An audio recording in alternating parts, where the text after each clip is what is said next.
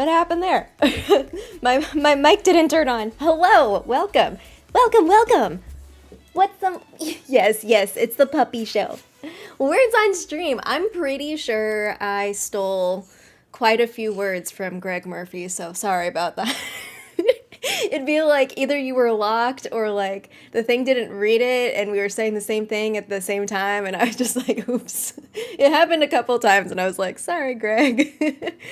Oh, look, it's Winnie. Yes. I mean, it was okay for our first, it's been over a month, right? Over a month? I don't know when the last time I streamed was. I don't know. Has it been over a month? For words on stream, because we did do the I don't know. I have no idea. I did the Final Fantasy Rebirth PlayStation Showcase thing, where if you've been watching my playthrough, you realize, oh, she had been playing Final Fantasy VII Rebirth and pretending like she didn't know what was happening in the story. Hello, who are you again? Exactly, yeah. What? Who is this girl? What's going on? Hello. Eagle Eye, hello. Morning, afternoon, evening. 11sies? Eagle Eye, Dork Lourdes, Rita, Naylene, hello. All right, Winnie. I'll let you sit next to me for a second, but we're gonna have to put you on the ground at some point. Hey, Greg, yeah. You figured you were putting in the words too fast. Cindy, yes, team effort. Team effort to steal away. I still don't know what some of these words mean that that we are putting down. Mama Weasley, good morning. Hello. Jenny, also happy extended birthday. I don't know if you're still celebrating your birthday, but happy birthday week. Sadiq, hello. What's up? Yes, I remember you. Annette, hello. Anna, hello. I might be skipping over people because now I'm in the word section. The word section, there's just lots of text, lots of things going on. How is everyone doing? I don't understand how it's March. I feel like I started this year playing Pal World. This is my journey. No, actually, I started this year finishing Final Fantasy VII Remake with the DLC. I finished Yuffie's stuff. And then I started playing Pal World. Then I got COVID. Then I started back Magical Gamers Monday, like at the end of January. And then almost immediately I was like, oh, hey, by the way, you have to play this new game, which has been super fun. So Final Fantasy VII Rebirth has been, I've been in a hole of the open world in Final Fantasy VII Rebirth. I have an agenda, so I can like know what I'm supposed to be talking about today. It is coffee chat time. I do have my coffee. It's a mole. Okay, interesting. Ah, I did not know that.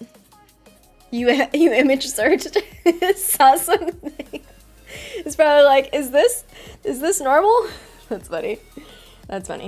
What else happened? Oh, yeah. So the month of February, that's the first topic on my agenda. February flew by is literally what it says on my Google Doc. We had some visitors. Jeff's parents came to visit, and so we did a lot of things that were fun. While also, they were so nice to me because I'm just like... I have to play games all day for work, which is a weird thing. It's weird in the sense of like, I don't know, like I play games. So before IGN, pre-IGN, it was like, hey, play games, play Harry Potter games. Wizards Unite was the start of this channel, and just go out in the world and play some games, freak out. On Discord, we were chatting a little bit. I don't know how it turned into a conversation about Constance Pickering, but, it always ends up turning into a conversation about Constance Pickering. And I was like, oh man, I miss Connie. Like every month it'd be like, all right, what is she gonna say this month? And what can I yell at? For the most part, that was an interesting experience because even though we were out in public, like actually playing the game, I don't think many of my reactions were actually filmed where other people could be like, why is this girl yelling? I think I mostly filmed reactions in the car or at home. And then, of course, when everything shut down, then we definitely weren't hanging out with people. It was just me screaming in the room. To be fair, February is the shortest month, but we also had a nice little leap day. What do we do on Leap Day? I don't remember. We went to a spring training game as part of our activities, and that was super fun. As many of y'all know, since I've always enjoyed baseball. I've never really followed it that much. And then, of course, last season with the Diamondbacks going to the World Series, then I became a Diamondbacks super fan. So, spring training was fun. Life wants a wizard! That's one monster cup of coffee. No, so what I started doing, because I am really bad at drinking my coffee when I'm talking. I will hold it, I will bring it up, and then I won't take a sip because I'll keep talking. So what I started doing is, I have smaller mugs. So I have this mug, which is actually my University of Arizona Wildcats mug. It's kind of cool because it's like a 3D. I don't know if y'all can see. It's kind of pushed out a bit.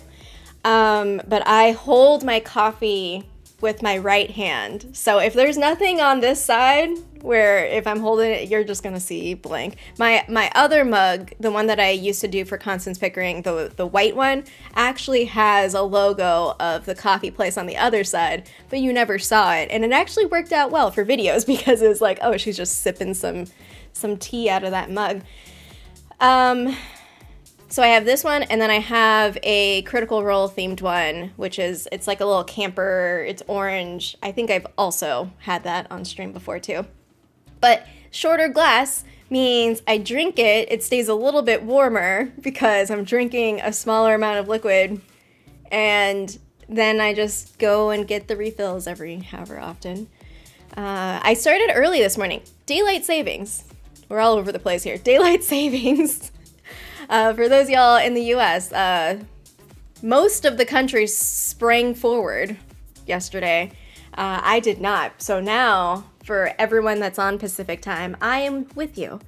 So for this past month of February, I've been collaborating with an awesome team for IGN Guides, bunch of great video people. I often shout out Mark Medina just in case he's watching this. Mark Medina bringing us together. And so I've been working with a lot of people on Pacific time, but I have been an hour ahead for a while. So it's I have to think in my head of okay, when I'm sending this message, even though it's 8 a.m. for me, it's 7 a.m. for other people. So, wait an hour at least for a response. Anyway, that's my first tangent of the stream, is I can see in my brain, it's just hopping around from topic to topic. I admitted it, I have an agenda. I have an agenda because it helps me stay on track. In a loose sort of agenda way. Should I actually drink the coffee? Yeah. Playing games all day and making content about it, it's weird and awesome, but difficult to explain to people. Oh, is Streamlabs off? Streamlabs. People are trying to add quotes here. Because I haven't streamed in several weeks. So there was we did a Jackbox night on Friday. Oh my gosh, hold on one second. I can't think and read at the same time. We had a Jackbox night and I was trying to set up everything and I was I don't know how any of this works. How do I stream again? All right, where are you? Where are you? Where are you? This is YouTube.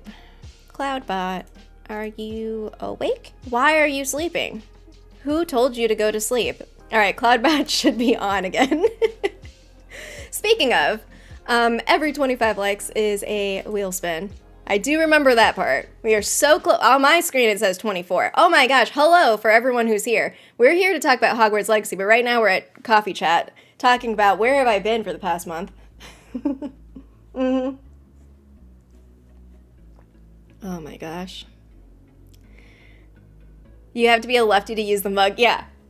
I can't drink coffee. I feel so weak with like my holding things with my left.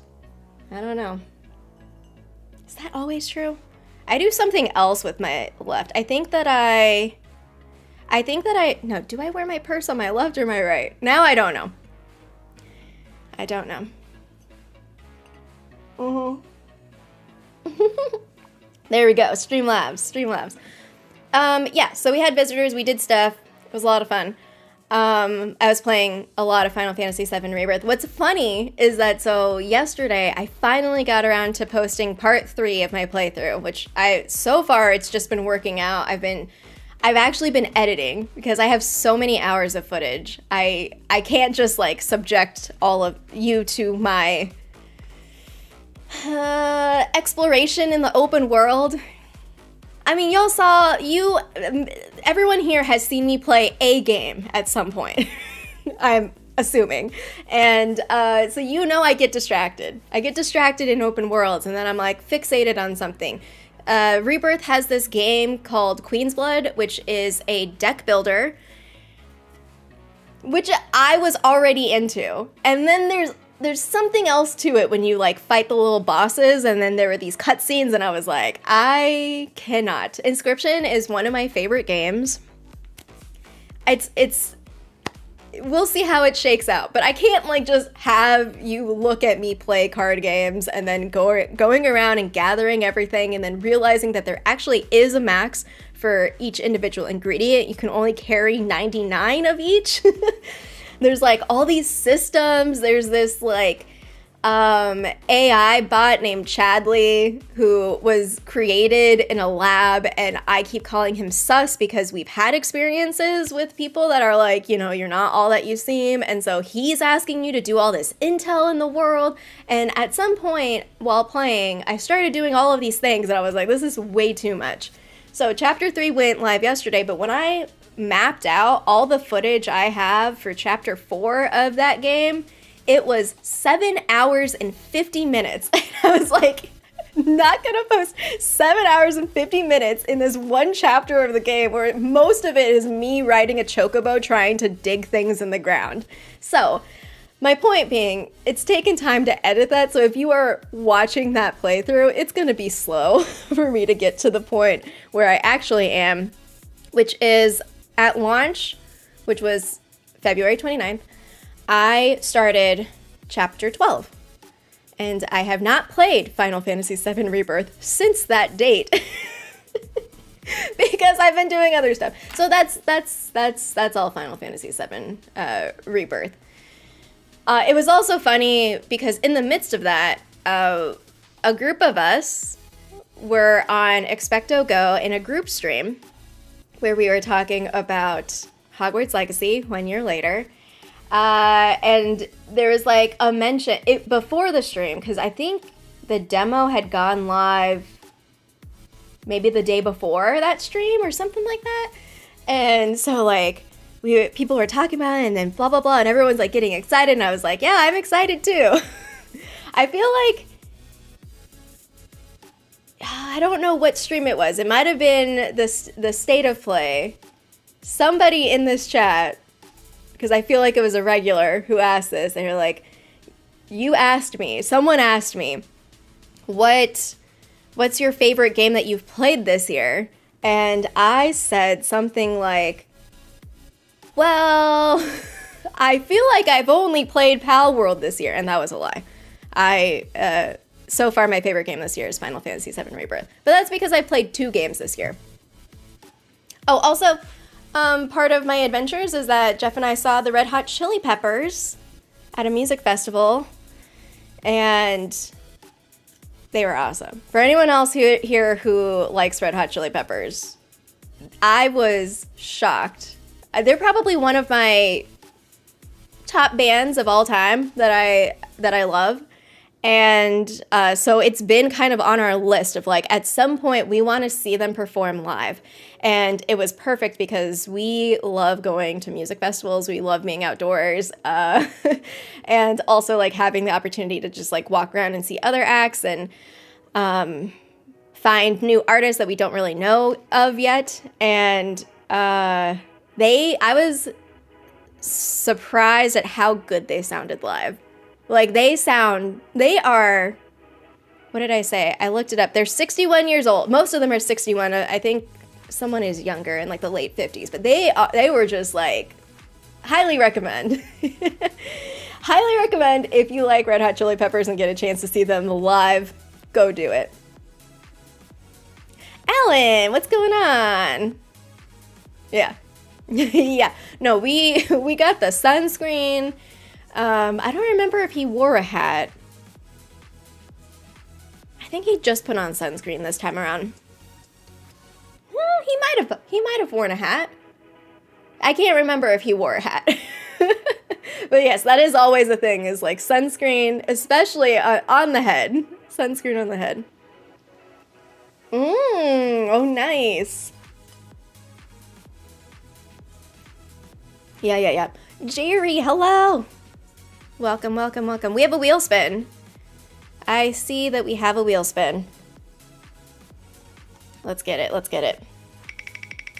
We're closing the coffee chat section here.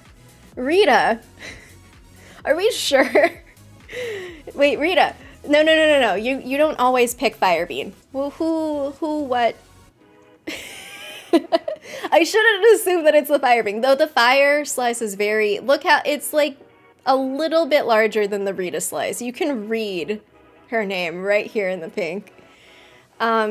Speaking of spicy things, Jeff and I have more seriously been planning the Spicy Wing Challenge that y'all earned from last year's Game On to End Lupus weekend event.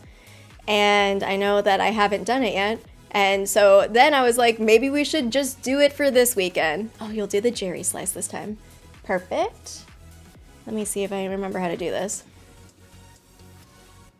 So yeah, the current plan is that we are going to try to style it like Hot Ones. I don't know how it's going to work out. I'm not as interesting as the people that go on the show Hot Ones. So, but the point being that we want to collect questions. Let me see if I can find the Jerry. Here's the Jerry slice. We want to collect questions so that I can try to talk while my mouth is being set on fire. It should be fun. Here, I'm gonna pin this. Oops, can I pin this? Also before I pin Cindy's comment. So today we are indeed playing Hogwarts Legacy at the very end, my Gryffindor playthrough, which is not, I don't know where it is, honestly, but the Gryffindor character is Chatler Wood, based on our wonderful community manager. Why can't I pin this? Who, at the moment, is in New York City. This is the second time he's been to New York City in, like, the past few weeks, so... Okay, I can't pin it, but every 25 is a wheel spin. Chatler is being resurrected. So, yeah, just closing out some IGN promo real quick.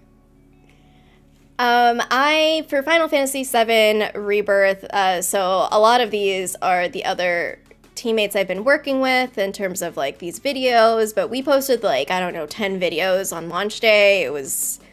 We had been busy. This was the first video that I worked on, the first big feature video that I worked on for Rebirth. If you want to, in Final Fantasy VII Rebirth, you can take a character on a date in this place called the Gold Saucer. So if you want to know how that relationship system works, that's what that video is about. I also did some, like, little pickups where it's like, oh, this was trending of how to skip things. My other big feature, that I'm like the relationship and Gold Saucer person. That's my role in this project. This was mine. How to get every swimsuit.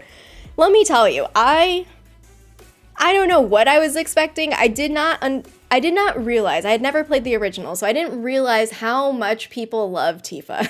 So if you scroll through the thumbnails here on IGN, you'll see like Tifa is everywhere. People love Tifa. Oh yeah, there's this piano game. So somebody else did this video where they were able to S rank the gameplay. So it's this mini game where you play the piano. I'm terrible at it, but I did a little instructional of like, how do you S rank piano, even though I can't actually do it. I'll just give you the tips. Some more breakouts, but yeah, those were the two big ones. I had a few smaller ones, and then this one, how to get Ace Gold Saucer mini games. This was also in collaboration with another IGN staffer named Jada, who was she was super, super expert at playing games. So she was very helpful because I'm not good at minigames. So if you have questions about minigames, that's all up there on IGN's YouTube and on IGN.com. But. Oh, JK, hello. You're in here. Let me come camera. I know. You're in the process of a potential lupus diagnosis. I have any advice? I think that my biggest advice is, my biggest advice always when it comes to like medical stuff is to communicate with your doctor. Make sure that you understand like what is specific with your condition, because everyone who lives with lupus has their body, because it's autoimmune, their bodies have different reactions to different things. So one of the things that was very important when I was working with my rheumatologist early on is keeping kind of track of symptoms day to day, so that you can recognize, when I'm flaring up, this is what typically happens. And, what's tricky about that is that can change over the years. So for me, my clues of like, this is happening, oftentimes people with lupus have a butterfly rash, and that's like their, one of their primary symptoms that comes out when they're experiencing a flare. I don't typically have that as the primary one. It's usually joint pain or muscle aches. And then over time, that's kind of been like with fatigue. So it's just kind of like recognizing when flares are happening, listening to your body. And so having a log is very important. For me, that was very important also, is like having notes, writing things down, writing down what the doctor says, because it can also be very overwhelming in those visits when you're talking with your doctor and there's just a lot. There's a lot that can be discussed in those visits. So having if you have specific questions, write those down. For me, brain fog was also a big thing. So not only like the overload of information, but the actual, sometimes my brain couldn't access thoughts as quickly as it used to. Medications, if you are prescribed to some sort of medication plan, that's like one of the biggest things, especially like with the Lupus Foundation of America. When they share their broader statistics, one of the biggest challenges is, or when it comes to like experiencing flares or kind of symptoms worsening, is not keeping up with that medication. I mean, all of these things sound really simple, but like that's kind of what I would advise the most. And then the most important thing is, especially if lupus is one of your first chronic conditions, or something that maybe you don't have, other people in your family don't have it, or it's just an interesting disease in that it is chronic, and then it's your own body and it's attacking you, and then things change, and there's like a lot of variables going on, and there's a lot that happens all at once. Just making sure that you have people to talk to for your sort of emotional and like, I don't know, like that sort of mental health side of it, of dealing with a chronic condition that might, especially if it changes your day-to-day life, like that is something that I struggled with quite a bit, especially because my diagnosis was right at the cusp of COVID, so it was quite isolating. And then also, I didn't know how to talk to people about it, of like, this is what I live with, asking for accommodations, all of that was new to me. And so if it's, you know, people that are in your like caregiving network, with whether it's like friends and family, if it's, you know, talking to a therapist to kind of work through like how to advocate for yourself, the social element of living with a new chronic illness, I think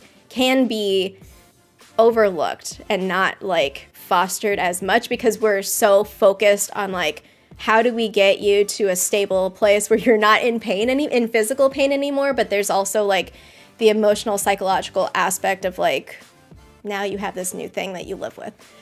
That was, sorry, I was rambly, but those were the things that came to mind when I read your question. Is you know, listen to your doctor, take your meds, make sure you maintain your social emotional well-being. Yeah. For real.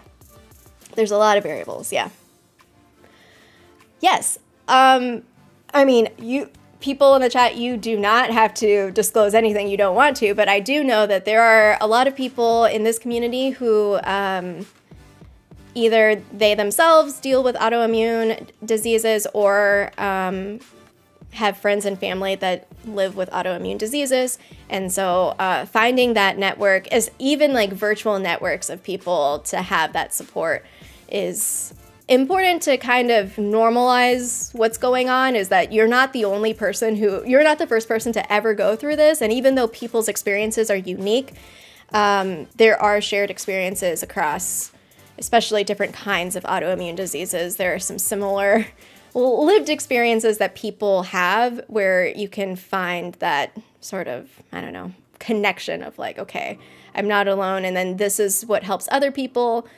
It's kind of hard to find your own balance for yourself of like, what do you want out of your day-to-day like activities, and how do you make it fit and work with your body? That's what I struggle with a lot. But to kind of, I don't know, it's a journey, I guess I'll say. I feel like I could just keep talking and talking, but it's a journey. And yeah, other people have gone through it, through similar experiences as well. And hopefully you're able to find that support as well. Yes, autoimmune diseases. Hello, I'm Prof Lynette. Specifically, I have lupus, and I was diagnosed in April of 2019. So this is 5 years. 5 years with living with lupus. Every year I participate in a Game On to End Lupus event, which is put on by the Lupus Foundation of America. So there's always over 100 streamers who come together. Some of us do live with lupus. Some of us have family members who have lupus.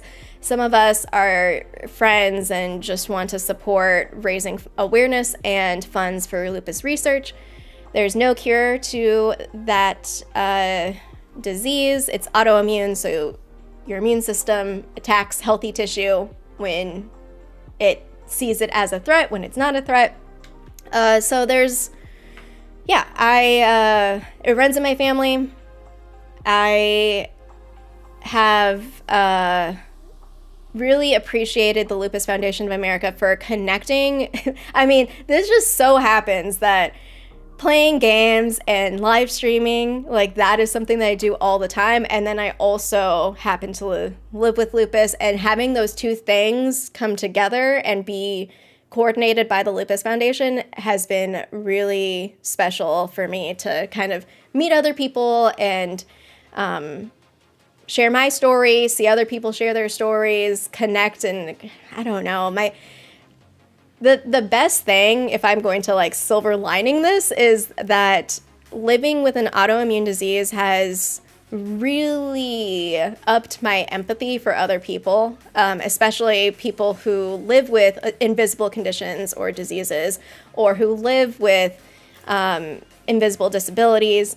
But then that extends beyond like, okay, this is my own experience. And then thinking about like, well, other people live with different experiences as well. And we're just trying to do our best with, our current situations always. So I think that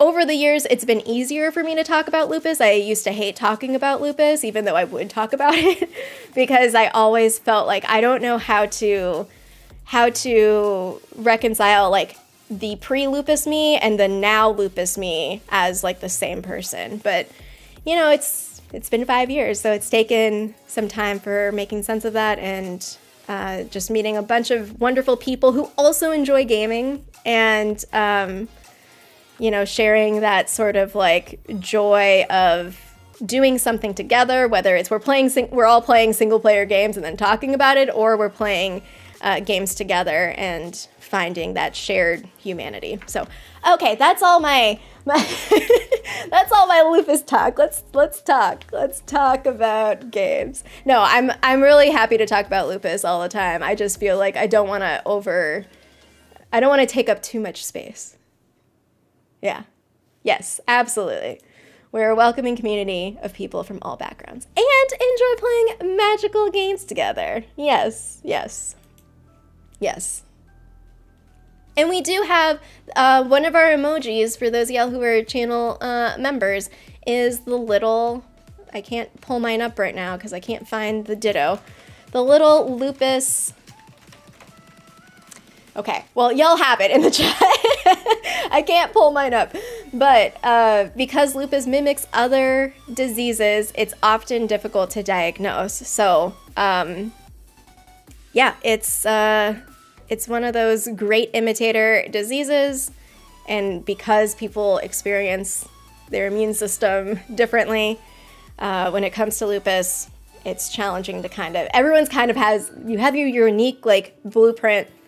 People have general advice for like coping with things, but your doctor is the best person to work with because they have access to all of your medical records as you're doing lab work constantly, and you know your body best. So that's why you advocating for yourself and working with your doctor is the best course of action.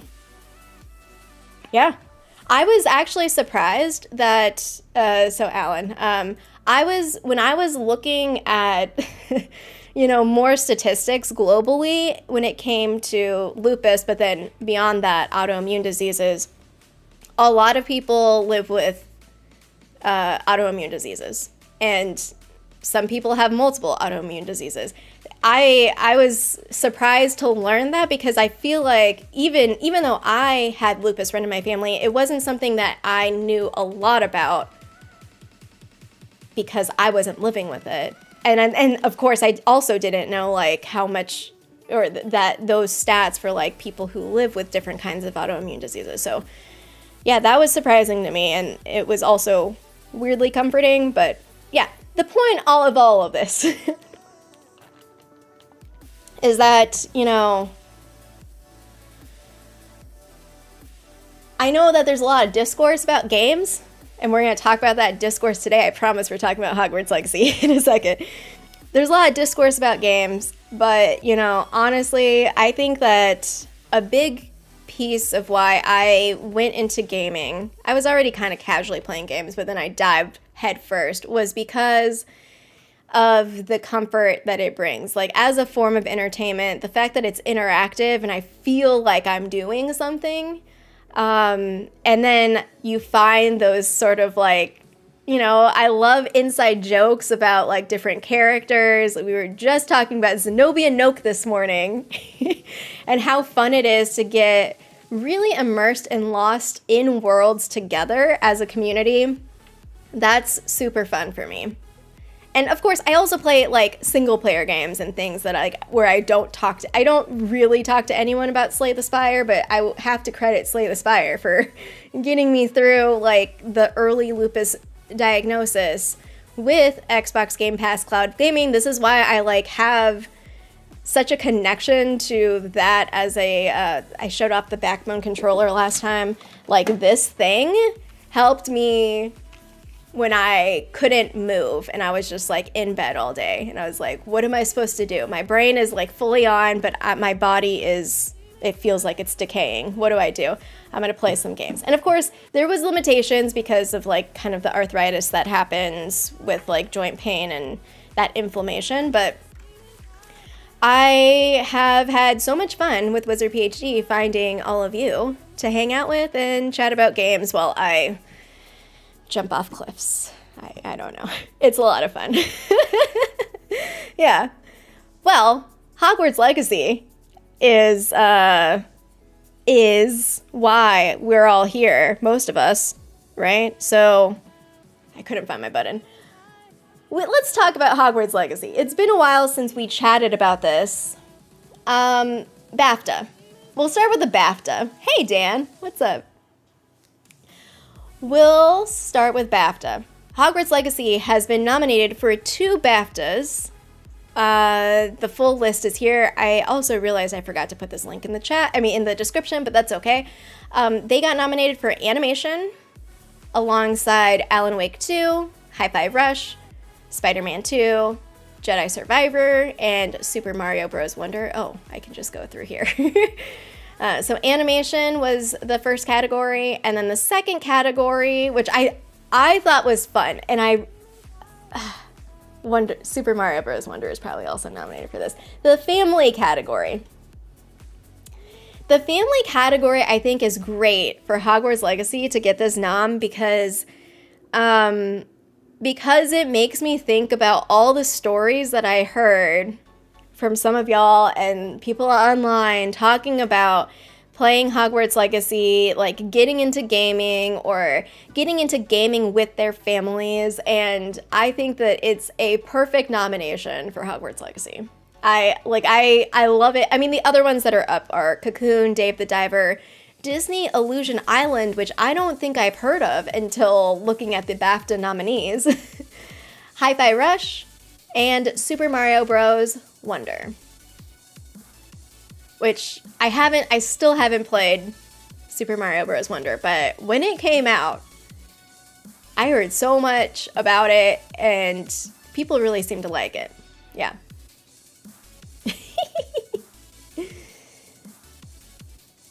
All right, so congratulations. Oh, the 20th BAFTA Game Awards takes place on Thursday, April 11th, live on major social and streaming platforms around the world.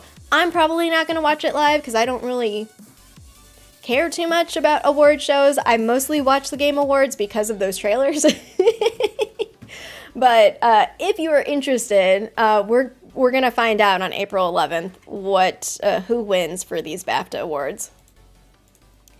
All right, but the reason I wanted to talk about Hogwarts Legacy here is for a couple reasons. One is I've already tried to explain how much into Final Fantasy content I've been for the past month. It was like a week or so ago. I wish that I had written down the thing that inspired me for this thought that came into my brain. I just wrote down the idea. I didn't write the thing that inspired me, but I was scrolling through. I feel like it was like the what did he call it? The Xbox store? The Xbox store, the PlayStation store, one of the stores. I was browsing through and there was like some sort of sale going on. I feel like it was Xbox. But I'm not going to find it again. And then there was something in the store that made me think, oh my god, what if Hogwarts Legacy did this? So then I was like, I do not have time to script a video.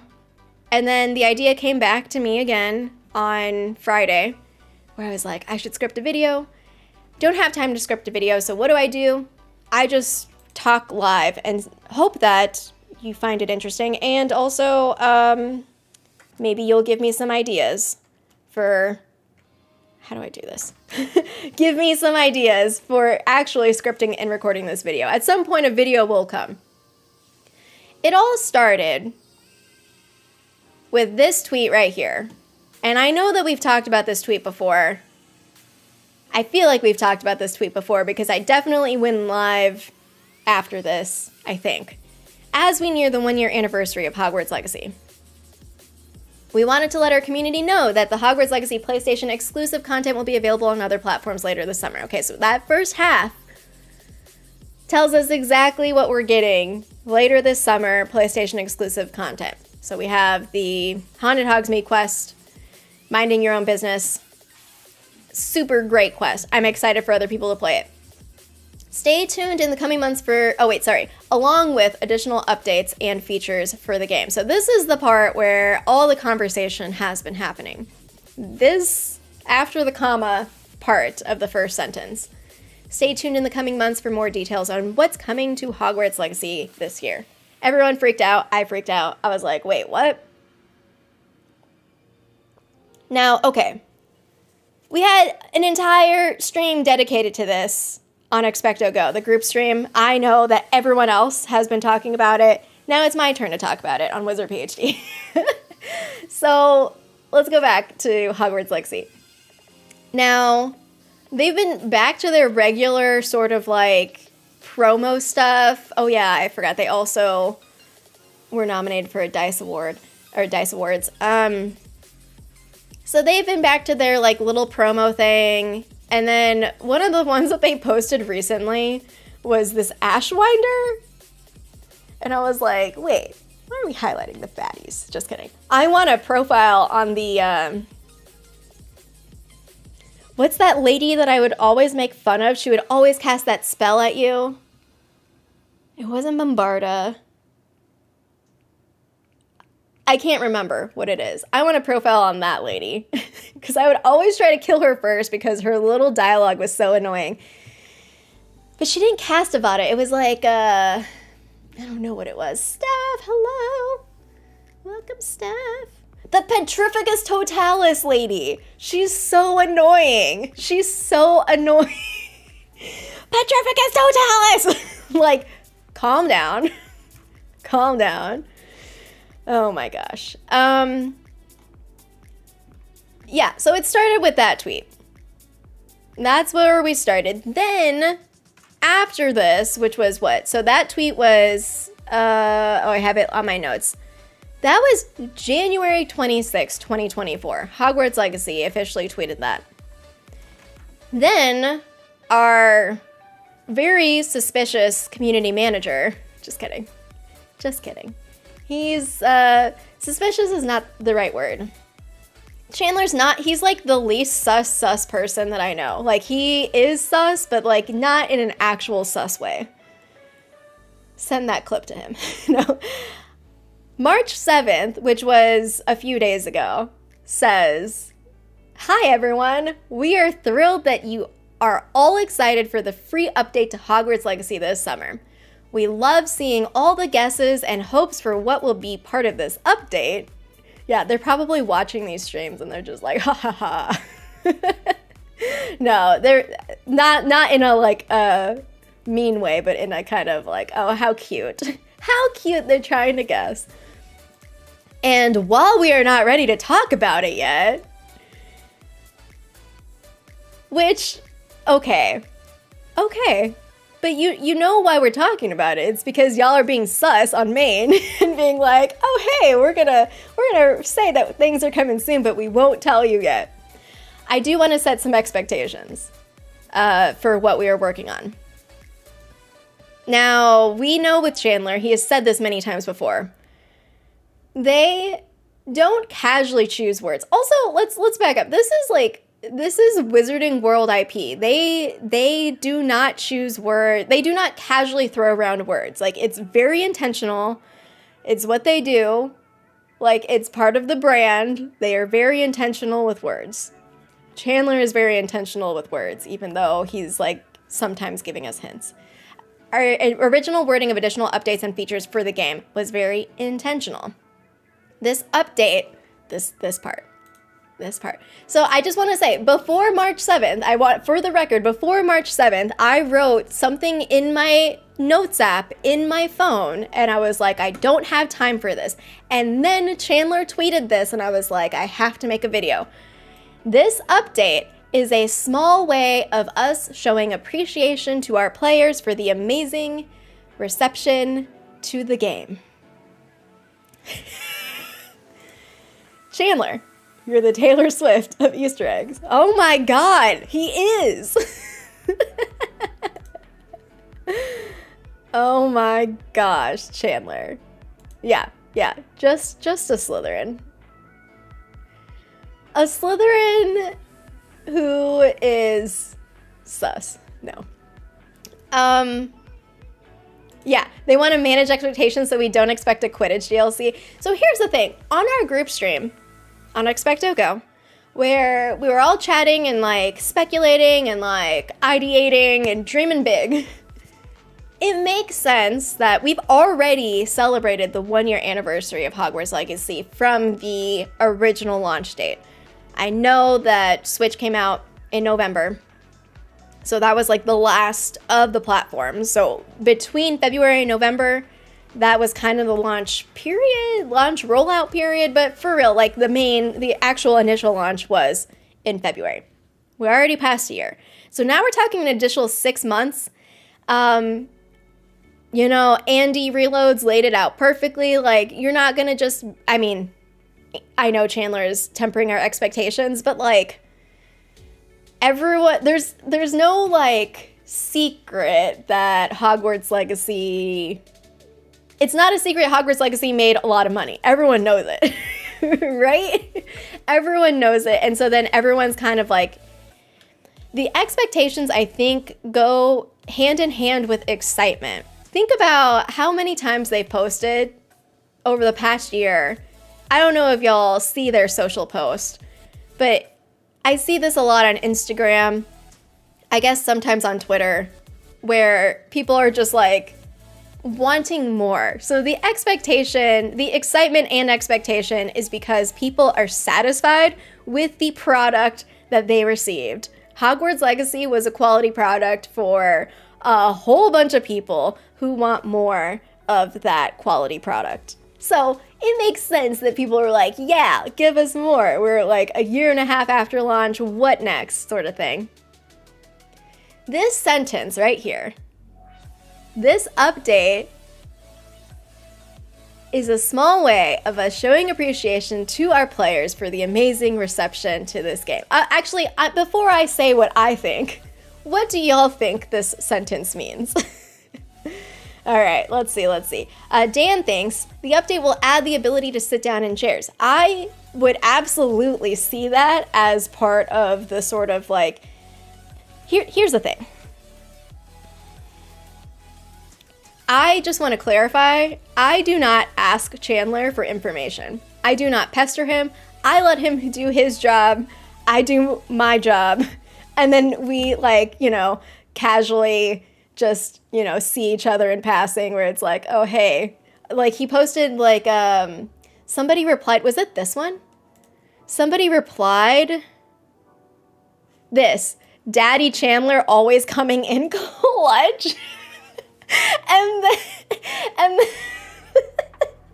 and then he screenshotted that comment, and there was another comment, and then it was on his Instagram story, and I died because I hadn't seen the maybe I saw the tweet, but I didn't look at the replies, and I just died because all I could think about was Daddy Merlin, and then I was like, hey, Daddy Chandler merch. But anyway, I just want to clarify, I don't know any information. I don't pester Chandler for information. It's not my place to ask him for information. So I'm they're just going to do their thing. But I wouldn't be surprised if they went, having met him and some of the brand people for Hogwarts Legacy Wizarding World, I wouldn't put it past them to do some creative marketing where they are pulling from community and being everyone's asking for sitting. And then it's sit. And they do a video kind of like the jump one. I wouldn't be surprised. They're this seems so insignificant, in the sense of why do you need this? But I think that it fits. It fits with them. Absolutely. Okay, Steph says, to pick it apart, he says additional updates, then update. Okay, so Steph is focusing on this part right here. So he's saying the original wording was additional updates and features. And then he says this update is a small way of showing appreciation to our players for the amazing reception to the game. You're also making me laugh because I just did this voiceover seminar and we were talking about how you put the emphasis, depending on your inflection, the emphasis you put on certain words, like it changes the meaning or directs the meaning differently. So this update is one of those things where it's like, oh, he's talking about this update. What else do y'all think? Jerry really wants to sit. Jenny says he also put out this tweet a few days after that comment from WB that they want to change to live service, etc. So maybe it was also a way to bring people back to looking forward to the updates. I mean, Chandler has been very clear from the team's perspective, and team, I don't know who's involved, but like I think the general sentiment is probably true across all like teams that are part of Hogwarts Legacy, is having this sort of appreciation toward the community. And of course, Chandler's very good at it. Like he's the community manager. He likes like playing around with the community, lurking in some of our streams and popping in every now and then. But I think that a lot of the decisions that they've made through the marketing launch of this game has been focused on community. So this fits with that. It fits with that.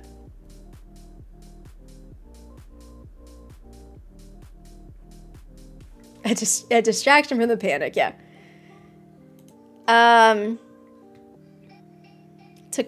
It would be such a Chandler thing to call sitting a small update and nod to the community. Yeah, exactly. Wife wants a wizard. Well, actually, we did get some out. Did we get some more owls? I think we got more owls because of Wife Wants a Wizard. I think we can say that, right? But maybe just even... Okay. Mini game. Owls come swarming in. What do? Use your magic. Owls escape from the owlery. A little mini side activity. I don't know. I'm just saying silly things.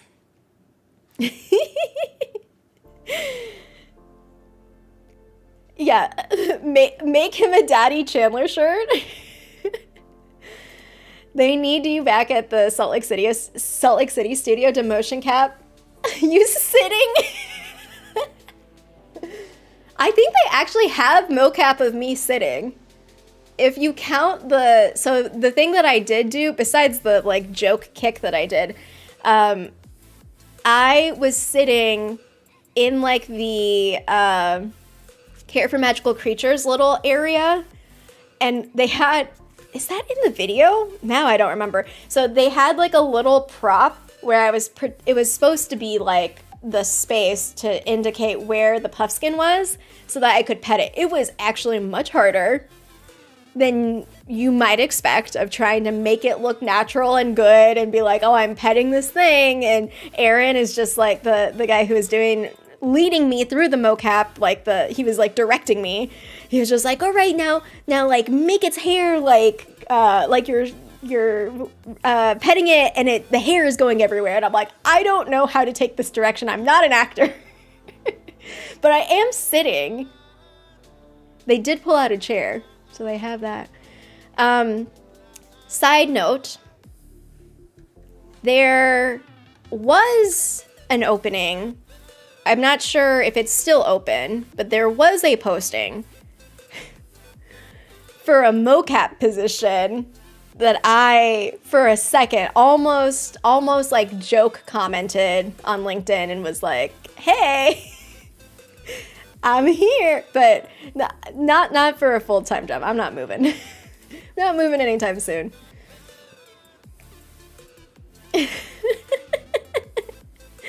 That is funny. Daddy Chandler, yeah. Yeah, we all thought we were getting the haunted shop. Naileen says, I hope the small update is more than Andy's mustache request. Has anyone played with the Dragon's Dogma 2 character creator? I have not, but I've only seen kind of like the meme of it online where people are creating all of these very specific characters.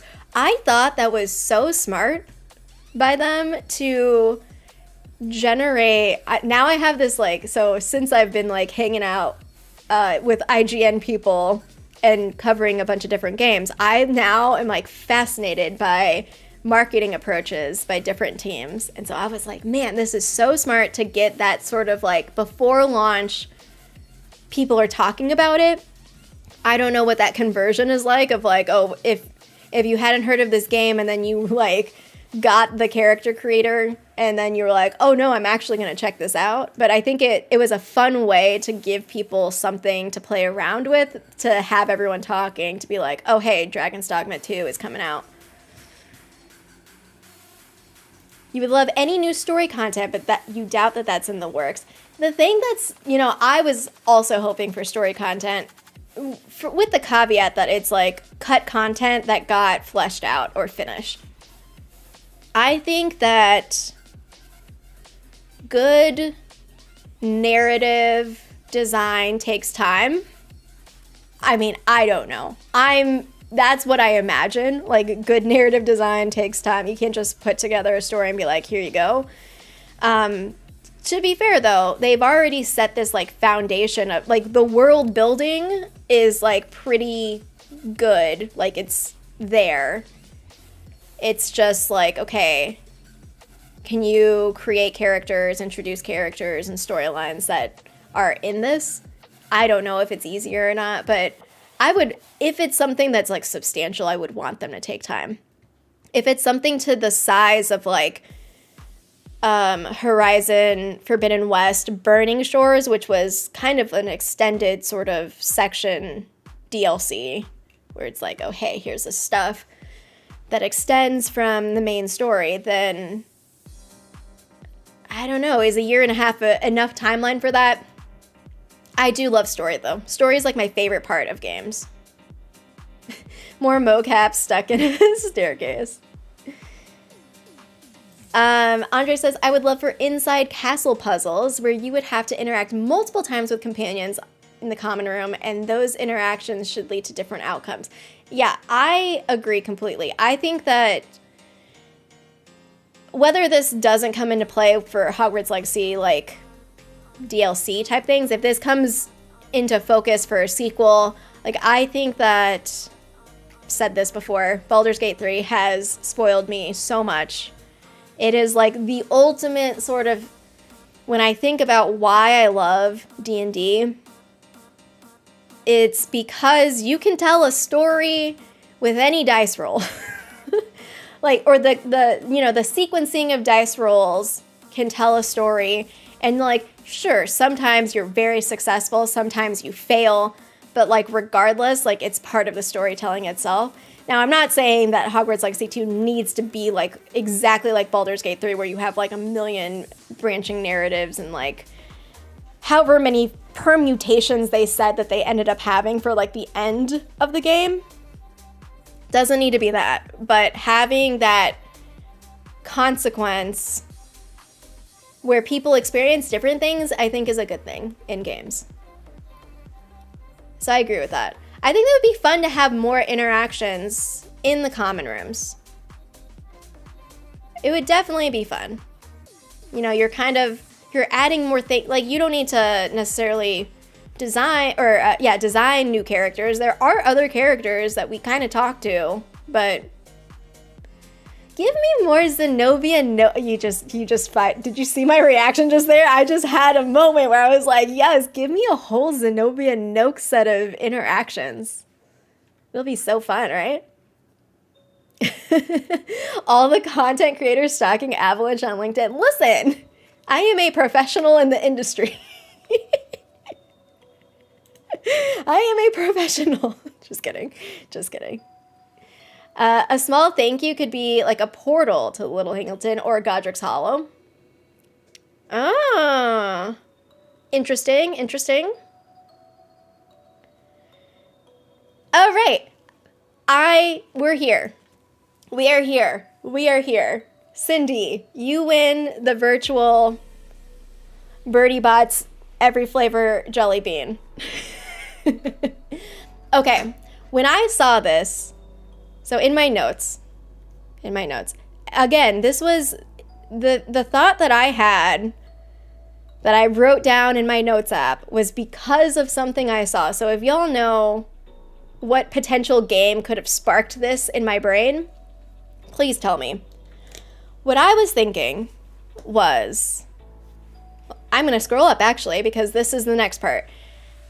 Chandler tweeted this for Back to Hogwarts. They announced this September 1st, 2023. As a kid, I wanted to work in games or be a filmmaker. Somehow today, I'm doing both. He's talking about Eric, Josh, Andrew creating a full-length feature about the making of Hogwarts Legacy.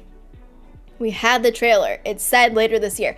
Actually, right here in his bio, it says full-length feature coming later this year, which I guess could technically carry over into 2024, but I'm pretty sure he put that up in 2023.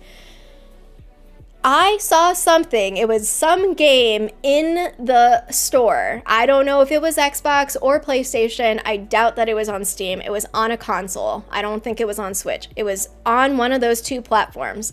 A game crossed my eye, and it said it was either a, God, what is the word that they have? Not deluxe, but it was like ultimate. It was either an ultimate edition or it was a director's cut. And whatever that game was, I looked to see if it was The Last of Us. I looked to see if it was Ghost of Tsushima. It was a game that had a director's cut, maybe, where part of it was a documentary behind the scenes making of the game, was like something like that. Then it made me, that, whatever that game was, it made me think about, is it Portal or Portal 2? One of those games has a dev commentary where like you're going through the levels and you just like, you know, when you watch like behind the scenes TV stuff where they have like a commentary where you're watching the episode, but like you have the voiceover of either some of the writers or like the actors that are in the episode and they talk through like kind of their like whatever stories behind the scenes or their thought process of different decisions that they made. I was like, wait a second. Okay, so the documentary did not come out in 2023. What if, and also look at this description right here. It says, I'll read it. I have it in my notes right here. Wait, where are you? Where are you?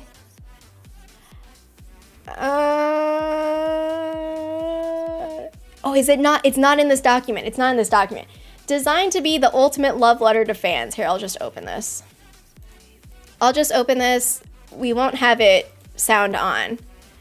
But it says, oh, actually, I have to go smaller. Designed to be the ultimate love letter to fans worldwide, Hogwarts Legacy welcomes you home. Later this year, journey behind the scenes to learn about the wizardry that went into blah, blah, blah, blah. But, like, this is literally, this sentence, this vibe, the whole purpose of this documentary is meant to be a love letter to fans, and Chandler's saying, like, hey, we want to, like, express appreciation to fans, you know?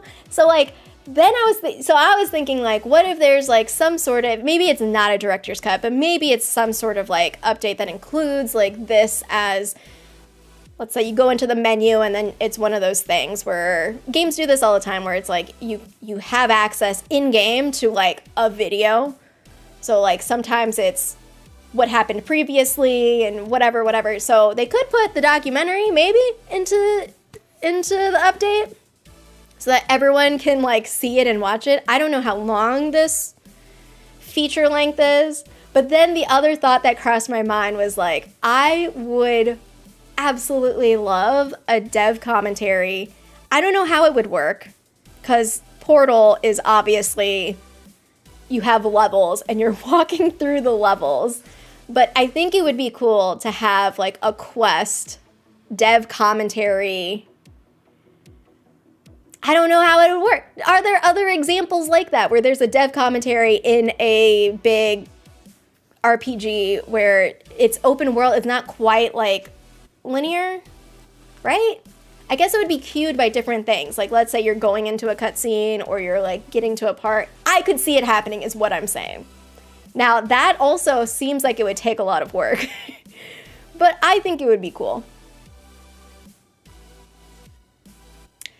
You know, maybe it was Ghost of Tsushima that caught my attention, because was that recent? I'm trying to think of like, it might not have been recent, but I think it might have been on sale, and that's why I saw it. I think it'd be super fun.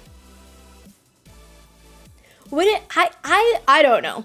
I'm the person that's also like, please give me more behind the scenes content, just because I'm like a nerd.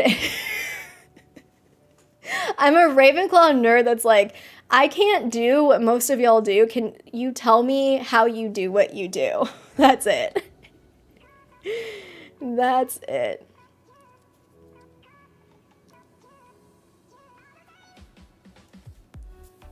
I'm catching up on your comments now. You'd really love more NPC and companion quests. Listen, who designed Zenobia Note? Can I talk to you? Do you know I'm the president of the Zenobia fan club?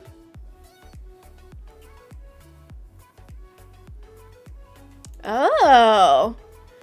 They have a special mode where they remove all enemies and you can tour Egypt with a voiceover. Oh, that's cool. Yeah, exactly. Can you imagine? I mean, everyone, poor Boston. All of us are like, Boston, just talk to us forever. Oh, man. Yeah. Yeah, exactly. Bonus features where it's like, all right. I just think that having some, I don't know. I mean, regardless, the documentary is going to be launched outside of the game. Like, there's going to be some sort of video that exists on YouTube at some point, I guess, whenever it's ready. But I feel like the documentary is definitely part of their update plan promotion.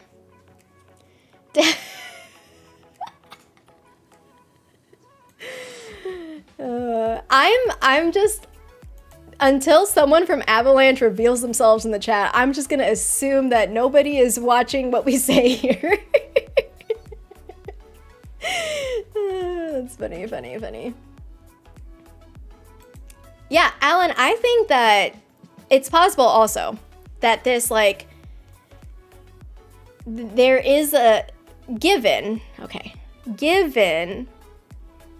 comments on live service, mobile, free to play, which is also a point in it's the last point on my agenda.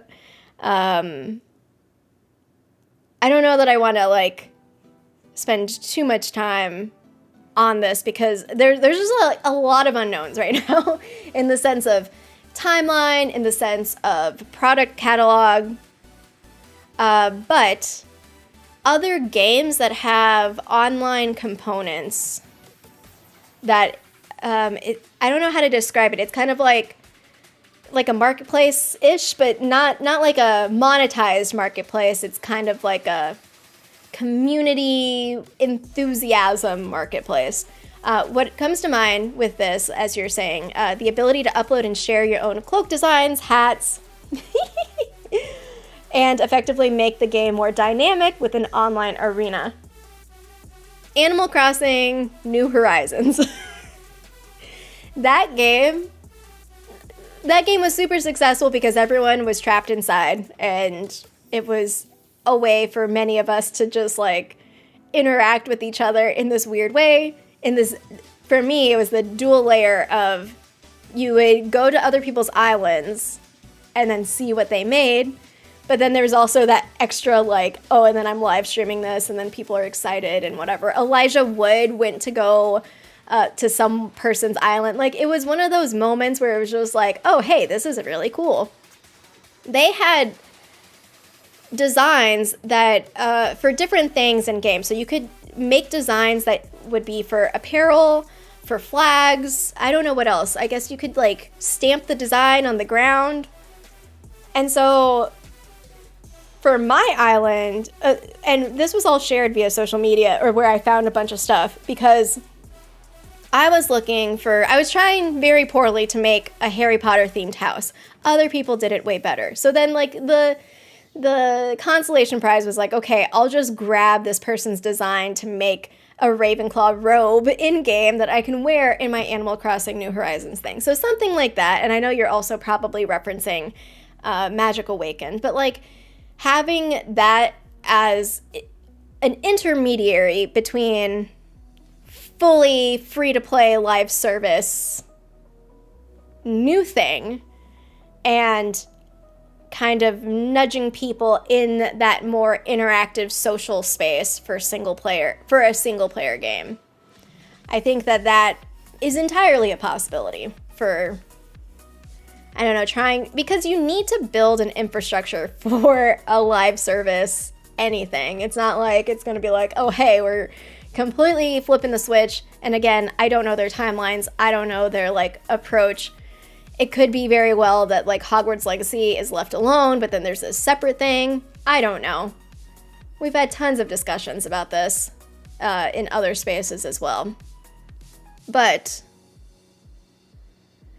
I could definitely see them as their like bigger picture strategy be, how do we engage the community in different facets, right? So like, if we're making a Hogwarts Legacy MMO or Wizarding World MMO, I won't necessarily tie it to Hogwarts Legacy, but like, we're gonna make some sort of MMO. We're gonna make some sort of like mobile game component thing, which I am a little touchy about. If that's the only thing that I will share about my reaction to, oh, maybe we should lean into mobile. And it's like, well, maybe if you invested more into your mobile gaming space, you would be in a better position. I don't know, because of Harry Potter Wizards Unite. But I have a very biased opinion on mobile gaming when it comes to Wizarding World IP because of the shutdown of Wizards Unite. I forgot where I was going with this, but like there's different directions that they could go when it comes to like the live service, mobile, free-to-play avenues. And it depends on kind of like, they clearly have other stuff they're working on, right? Quidditch Champions.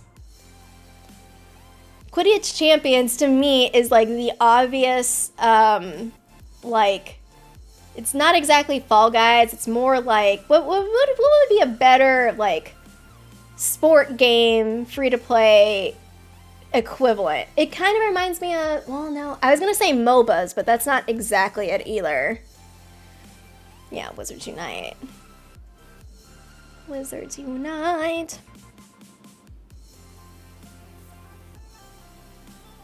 Oh, maybe it was Ghost of Tsushima. I'm gonna have to go back to the store and be like, which one of you games inspired me?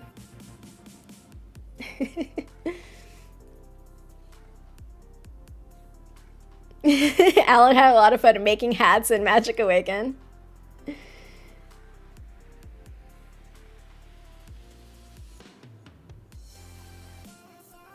Becky says, I'm not much of a mobile MMO player myself. I prefer story-based single-player games. I think their best approach for success, if they want to capitalize off of this IP, is to provide, it's what I said on Expecto Go, like, okay, if you want to diversify your products, fine. Create different products. Live service doesn't currently exist for Wizarding World? Okay, go for it, make that. But at the same time, like, you might just be focusing on a different audience there. So then if you want to keep the single player Hogwarts Legacy audience, what are you going to do? If you're going to try to enhance it, what makes sense with that? So like, I'm fine with them trying to diversify as long as it's like, you're not expecting to be,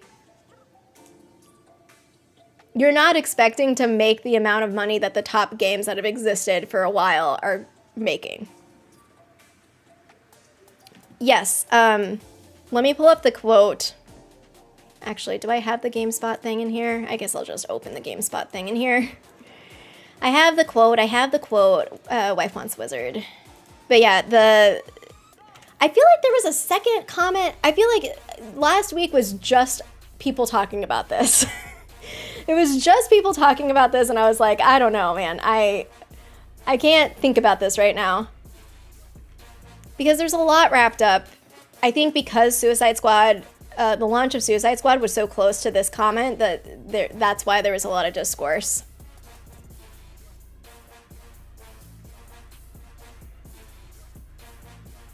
Absolutely. I completely agree. You want to make an MMO? Okay, invest in creating something. Honestly, I don't care what they do as long as like they make quality products for people and aren't trying to rip us off. That's the bottom line, is like, and when I say they, I want to be very clear. I mean the directives that are being placed on people who make the actual games. Not necessarily talking about game developers themselves. Which, this is the screen. Okay. So this was during a speaking event, and so the quote that has been like cycling everywhere. I've said this before. I watched Philip DeFranco. I have for some years, and when something in the gaming space makes it to the Philip DeFranco show, because he just covers all sorts of news, then you know, like, oh, everyone's talking about this. So rather than launching a one-and-done console game, how do we develop a game around, for example, a Hogwarts Legacy or Harry Potter that is a live service where people can live and work and build and play in that world in an ongoing basis? Okay, here's a thought exercise. Let's just take these words. The most charitable interpretation of what is being communicated is, wow, there's a lot of people here who love this thing. Wouldn't it be great if they could do more of this thing that they love so much? That is the most charitable interpretation of these words.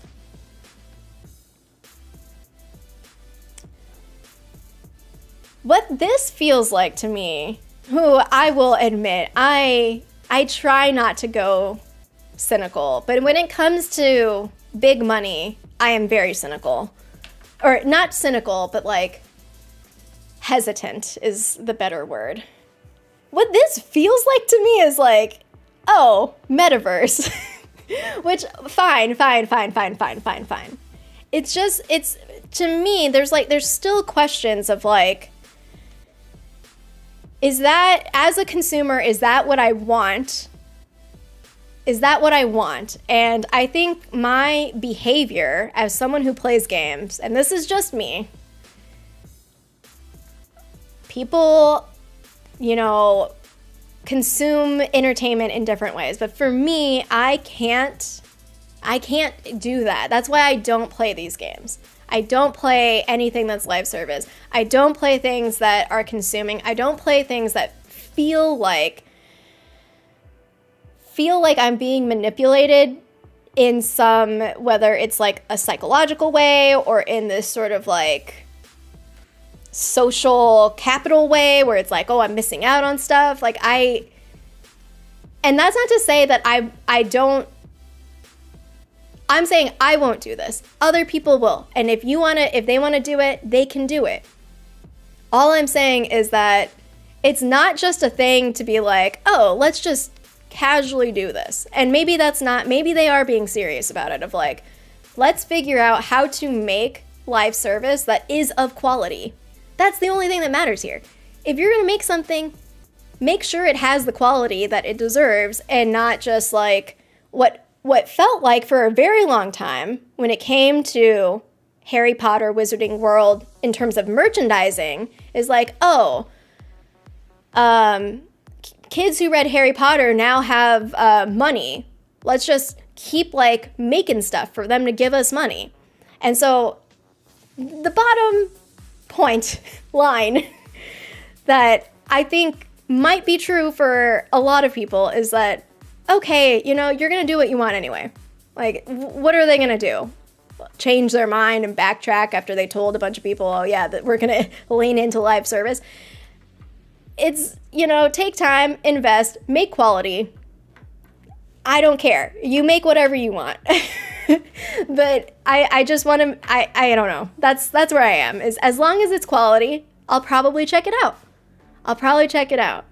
And I probably, you know,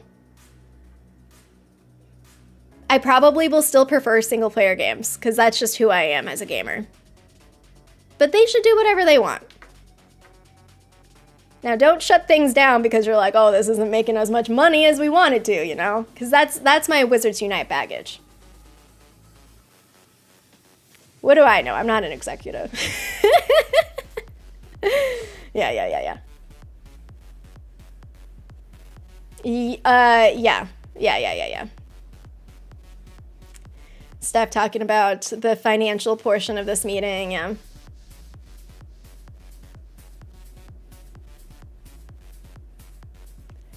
Hey, I would probably check out an MMO.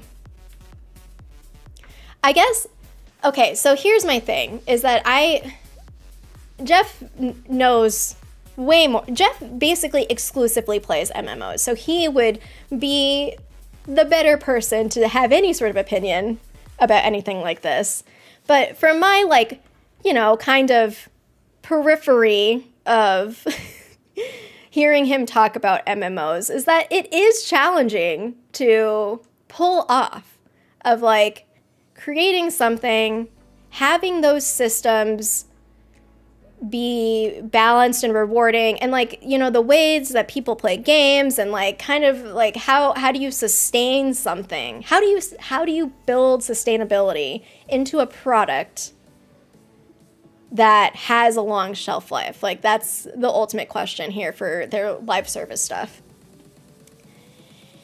And I mean, he's been following Ashes of Creation for a while now, and I feel like that game has been, I mean, I've been kind of in the background listening to him talk. He watches those, like, live stream dev updates and all of that. That game is taking a long time. And, like, this is the thing, is, like, I don't know what their timeline is here. I think it would be fun to have an MMO. I wouldn't play that forever. I wouldn't live and work and build and play in that world forever. So, I don't know. They want the subscription model. I can only have so many subscriptions. Yeah. Playing games that are all about the grind feel a bit soulless to me. I'm always going to be a story forward. Like, I need the narrative design to be like, bring me into a world. Bring those characters, those weird characters, in front of my face so I can make fun of them. I mean, the last thing I'll say is that I think one of the things also in that quote that has set a bunch of people off is that he didn't just say Harry Potter, he name-dropped Hogwarts Legacy. Now, that could be because it's a powerful, you know, IP to latch onto because of its success. It's recent success. It's massively recent success, or recent massive success, whatever order those words go in. And it could just be kind of like, oh yeah, I'm just casually name dropping this. But there's also, like, a sense of defensiveness where it's just like, wait, hold on. Maybe it'll work. But my first question as I just think about what I've seen everyone talking about, as we're still just trying to make sense of like what might this mean, given that we have no information beyond just a quote talking about maybe future directions, is why did Hogwarts Legacy succeed in the first place? Why was this game so successful? Like, trying to understand why this game was successful, as like, can we like notate those down and think about how this fits, not just like as a product by itself, like isolated, but kind of like in the context of gaming. Also knowing that games, I mean, this live service thing is not out of nowhere. Many places, live service has been like kind of elevated to the top of conversations for a few years now, where it's like, oh, how can we do this? How can we get in, you know? What are we doing? How are we doing the agenda? I'm on my last point. Oh man, I should play the game too. So what I wrote down is like, this is why I think Hogwarts Legacy succeeded. Y'all can tell me why you think Hogwarts Legacy succeeded. I think it succeeded because nothing like this game existed for Wizarding World IP. Everything before, or at least my knowledge of Wizarding World games, is everything before was some sort of Harry Potter story, right? We're like going through the series. We have Lego Harry Potter, which is super fun. Highly recommend Lego Harry Potter. I find it hilarious. It's not I'm controlling these characters. It's not me, you know? So being able to create an RPG where you are the person, you are the character, you are the one, you're the main character. Going into Hogwarts, skipping classes like me, stealing Zenobia's gobstones, going to meet an actual Ollivander, not the one from the stories we know, but someone where you're like, oh, there's this connection here, there's this life, there's this lineage. Having the wand choose you, being sorted into the house, all of that. Jumping off of cliffs. Realizing that you actually cannot fly on a broomstick. You are the one. I guess I kind of knew that from Lego Harry Potter, but this time it was more consequential, where it's like, this is me. I'm creating this story. Yes, you're within like the boundaries of the design of the narrative, but you are the one that's interacting. Now, there have been attempts to kind of expand beyond the Harry Potter stories, where the Portkey Games label with the mobile gaming, Wizards Unite. I'm going to keep Wizards Unite memory alive. Remember Wizards Unite? Wizards Unite was, we saw some of Harry Potter, some of Hermione Granger, Ron Weasley. We saw some of the oldies. But we had some new characters. But at the same time, mobile gaming at the moment is still a slightly different market and experience, like a product expectation of like, what is it that we're getting out of mobile gaming in the context of games right now. But there is this like emerging sort of like, how do we get AAA games to mobile, or AAA experiences to mobile? How do we like capitalize on that more? Netflix game, well, I don't know if Netflix games is like exactly has some AAA things, but they have definitely claimed Grand Theft Auto to be like, we want to get that audience size to mobile, even though it's probably going to be smaller than the broader PC console population. So again, these things can exist differently, but I don't know. I think that the storytelling of it, the immersiveness of it, all of that is what made Hogwarts Legacy successful. For it to be the first of this type of like, this didn't exist for it. Now, Hogwarts Legacy is the bar, which actually is kind of like up here. Hogwarts Legacy is the bar for this type of game. Now it's like, okay, expectations, like let's elevate it. So you've learned some things from Hogwarts Legacy, let's improve upon it for that next type of experience where we get to have that unique like RPG sense. Maybe that elevation is in different like branches where it's like, okay, we're going to have like a sequel that kind of has that catering to single player games.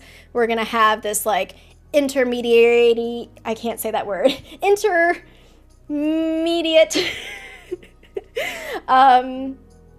online component aspect. And then we're going to go straight off like a different style of game, MMO. Like maybe that's the direction that they're thinking is like, we want to incorporate more of those digital experiences. I don't know. I watched something that was like more about kind of like digital products, interactive experiences. Everyone wants a slice of gaming. Timothée Chalamet presenting Game of the Year at the Game Awards. Like, you know, we got, gaming is super, there's a lot of money in gaming and people want to be part of it. That is my, oh wait, no. And then finally, I was gonna say that's my 2 cents, my $2,000 worth of thoughts. The quality itself. I think ultimately where I land right now is that you're gonna do whatever you want. The quality better be good. Like the quality of Hogwarts Legacy, the environment, the sound design, the narrative design, meeting quirky characters like Zenobia and Oak, the combat design. You know, I imagine that making games is really tough. And to me, even though Hogwarts Legacy could have had, you know, we've previously talked about, oh, it could have more things. It could be better in this way and that way. To me, what was very clear in Hogwarts Legacy is that the Avalanche team paid a lot of attention to detail, and they took that care into the overall design. You're creating this world. They knew what was at stake. They knew that this was the first sort of like point of being like, we want to give people this experience. And they did it, I think, pretty well. But that also takes investment. You're investing in people, you're investing in time, and of course their labor. It's not just monetary, but you're investing in like people's visions, all of that. And that's where I'm at. That is where I'm at. See, this is the cynical internal monologue in my brain. Is like, I will give them a chance. I will give them a chance. It could be, you know, we don't know. Could be that we have some strong advocates of being like, hey, this is what works. This is what people want. This is what will be successful. We're all working under some, you know, like, what do you call it? Constraints. We're all working under constraints. And sometimes constraints, we can be creative under those constraints. We'll just have to wait and see. I feel like my voice is going because I've been talking forever and I'm not used to talking so much. Okay, let's play some Hogwarts Legacy. The end. Are y'all ready for some Chatler wood? Some Chatler. Let me get my, it's been a while. Y'all are gonna have to tell me if the audio is too loud. Just holler at me. We'll see when it actually starts up. I have not played this game and I don't know how long. So if I forget buttons, good chat, coffee chat. Okay, we are in the dungeons.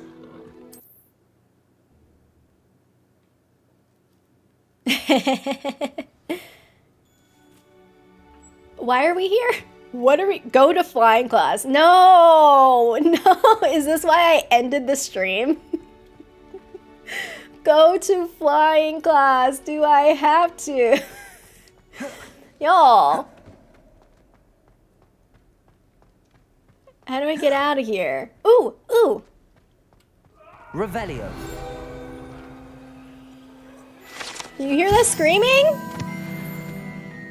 Ghost? Ah. You made your point. I don't know what is Chatler's life like. Where are we in this story? Clearly flying. Wait, is this also... I'm having like a moment because I'm like, wait a second. Is this right?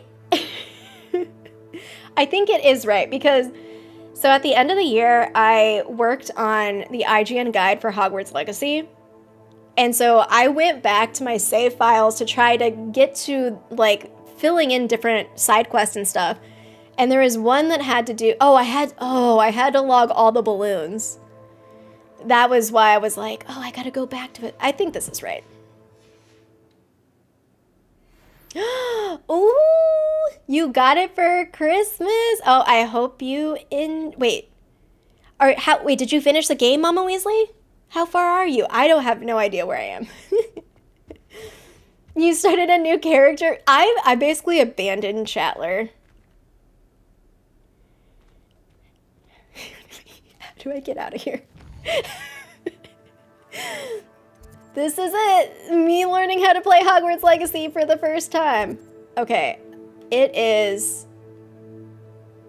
How do I get to... Is it this? Yes. Okay, I figured it out. You know, I feel like we should be spicy and just go talk to Leander.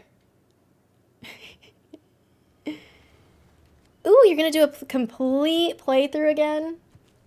Very nice. Yeah, we're all gonna be like, how do we do this? 9 times. Everybody grab a broom and we shall get started. Okay, we're gonna see how bad Chatler is at flying. Mr. Clopton, your attention, please. Sorry, Madam Kagawa. Everyone, please welcome a new student to our flying class. Hello. The goal of today is to remind Dan. all of you how to maneuver on a broomstick safely. Yeah, you know. As You and broom Jeff flight is, both. First and foremost, a means of transportation. This, I feel. I some feel of like you Jeff, have forgotten. I don't even know where Jeff ended Diving, his rolling, playthrough. and loop-the-loops will not be taught or in fact tolerated in this class. We'll leave that to professional Quidditch players, like the Toyohashi Tengu. Not a fan, I take it? Now, let's see how I well just everyone love kept the up with their idea that some practice over the kid in summer class holidays. is just booing their For those who need a their refresher, their step teacher. up to your broom, say up firmly and clearly, then kick your leg over and I mean, rest as your weight on the as seat. someone who teaches people myself, though they are adults, so I would hope that they don't boo me. Maybe just in their heads they boo me. Now, It's like a Your nightmare turn. to think of. She took it pretty well. Up, you stupid ratty school broom! Oh, up. Rita hasn't finished either. one leg over, so there's a leg on each side. None of that side saddle nonsense. A gust of wind will throw you right off.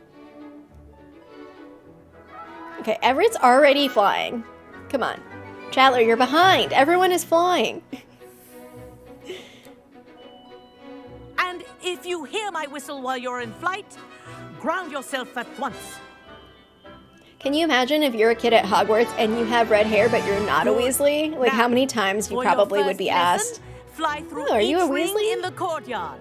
Do take care. Wish I had my the own brooms broom. are school property. Two? I want them returned This'll in take one some getting piece. used to. Yes. Good. 3. And lean. Well done. Now that you're acclimatized to your broom, Ooh, let's nice. see how well you manage with a more advanced exercise. Shall Dreamlight we? Valley is fun.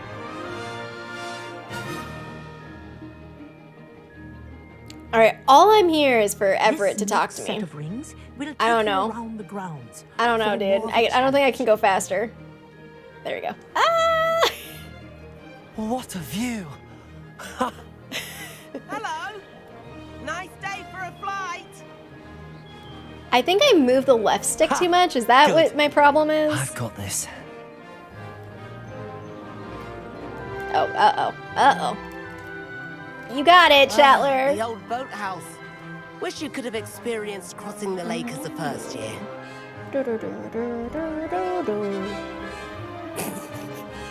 Wait, am I moving the left stick too much as Chatler is just like wobbling all over the place? So I think the thing that I'm bad at also, so in Final Fantasy VII Rebirth, there's Chocobo. Oh! There's Chocobo races. I'm bad at just holding down acceleration. Like, you don't necessarily need to hold down acceleration all the time. I think that was my problem in GTA 5 as well, because I'm just like, full speed. What's the point of going slower than your maximum speed? Brilliant! I don't get it. I don't understand why you wouldn't go fast all the time. Oh, well done. Have a moment. Aww, Oscar Weasley.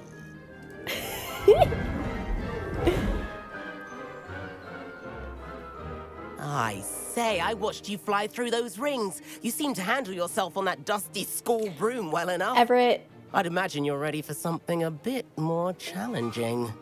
But I'm getting ahead of myself. We haven't properly met. I'm Everett Clopton. Am I right in suspecting that a Gryffindor like you might be interested in a high-flying adventure? little do you know, I'm not a real Gryffindor. Kagawa seems strict. I wouldn't want to get into trouble. Kagawa won't even notice. Besides, a bird doesn't learn how to fly by staying in the nest. Everett, why do you talk like that? The tour is about to begin. Follow closely now. Right now, we're flying over the Transfiguration Courtyard. Lovely as ever. Oh my gosh. Let's hope the headmaster isn't having tea by the window today. Ah!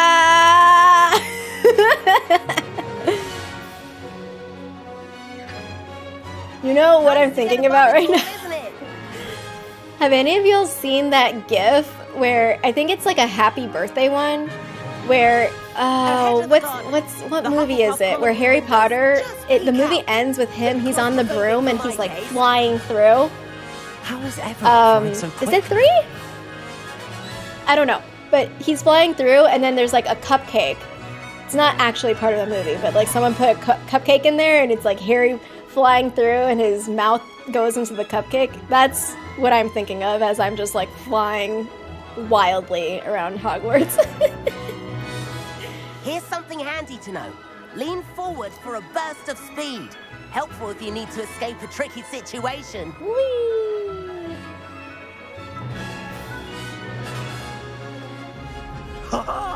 Now that's more like I mean, I think I'm going too fast, You Everett. sure you're not part hippogriff? Too fast. There's the famous bridge. Think of all the magic holding it up. I mean, look at it. And the owl. Dan, can you That's a bit of analyze this solid bridge for me? architecture, Is isn't it magic or is it Flying just tips and a jaunt physics? around Hogwarts. This is quite the tour, Everett. Is it just well made?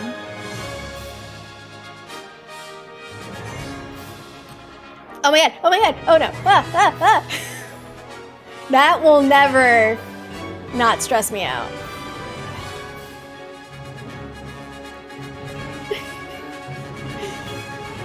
Not an efficient design. Well, that's how I would make it. Oh my god, an owl. That's how I would make it in That's Kagawa's whistle. This the concludes bridge our constructor tour. games. Let's hurry back. Just put all of the pieces, and it's like, this is too heavy. Why are you doing this?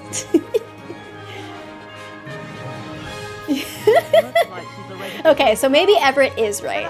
It is being held by magic. Dismount here. Ta-da! And where have you two been? You think it was prisoner of hello, Azkaban? Yeah. Professor. We were trying to get a bit of extra practice in. Hefty points will be taken from each of you for not following my instructions. Look how Mr. happy he Clopton, looks. Everett's I'm like, disappointed I in dare you. you to take more You're in points this away class from me. because you're still not showing yourself, or frankly, your broom, the proper respect. But, Professor... Enough. Class is finished for the day. True. Oh my As god. for So you, see, that's something You else do they could well to do. use better judgment in They the always do future. on social, kind of like a house thing where they're Chin like, up. oh, this or that. That was some rather good I think they did like a trivia thing. They could do Hogwarts house competition stuff. Sorry See, about I that can see. business I with can see how they Kagawa. would do like But you have to seasons admit, and those like views or were worth it. seasons, not actual seasons, but seasons like battle seasons or competition seasons. And I'd be like, please, can't do any of these mini games. I'm bad at games. No regrets. It was worth losing a few house points for that detour. You seem at home on a broom. Bet if you had a fancy model, Everett you could looks fly like laps around he's him had longer. 3 cups of She's coffee, Kagawa's favorite. and he's I just could like, show her a thing or two if I ah. had my own broom. Hate having to return the school broom after class. Perhaps Aw. I have to purchase a broom then. If you can, you should. Wish I could. I recommend visiting Albie Weeks at Spintwitches in Hogsmeade. He's always looking to test new models. I'll keep an eye out for you in the sky. So, adding more content. The number of people I remember from my first playthrough talking about how they wished, including me, that they could actually buy Everett a broom. I wish I received Add contact from that. more often. Can that be part of the fan appreciation content? The youngest is learning to genome the garden. Spintwitches is opened in Hogsmeade. Oh, so All the latest little. brooms I hear. It's Sebastian. How did you fare? If you're keen for some illicit spell practice, meet me outside the Defense Against the Dark Arts classroom. I know a discreet place near there.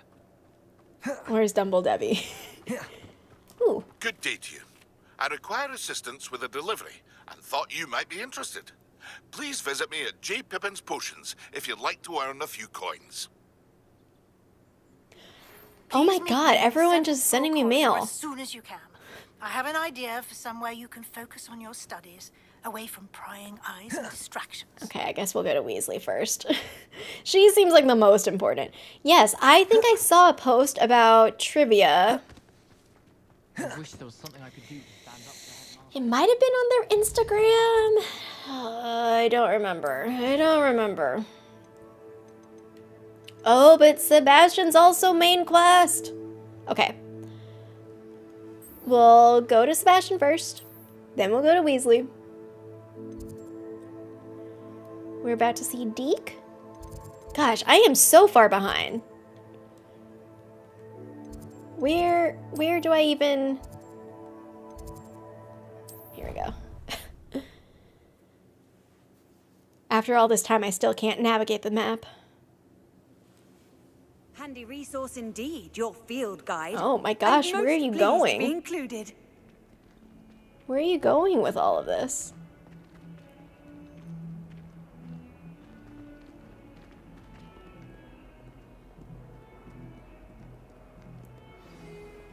The game is like, excuse me.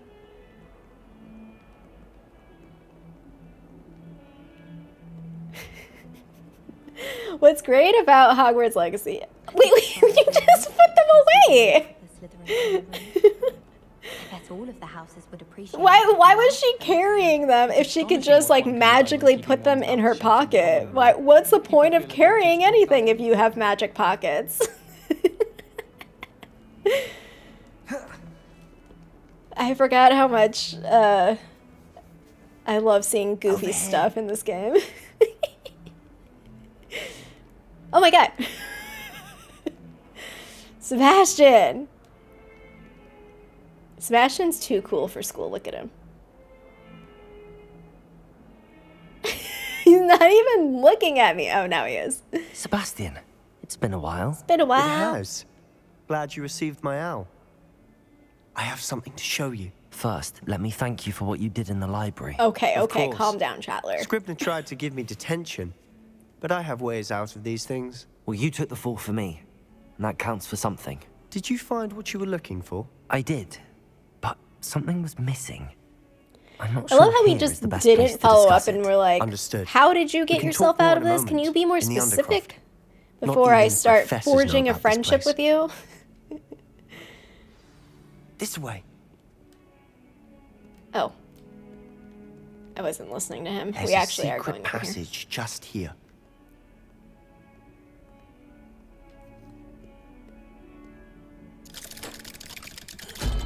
Is this where Ominous gets mad at us? Cam Cactus! Hello. How did you find this place? My friend, Ominous Gaunt. He named it the Undercroft. We used to play gobstones here all the time. With my sister. They could have Anne. played with Zenobia. She loved that infernal Oh, game. actually, no. Zenobia's a first year, right? What I wouldn't give to lose to her again. I should tell you, I swore to Ominous I would safeguard this place. So please, keep this between us. He never confides in anyone. But he's trusted me since the day we met. Is there treasure in here? I I think there wouldn't might want be, to right? jeopardize that. Revelio. We used to sneak in here almost daily. We've never been caught. I'm listening, Sebastian.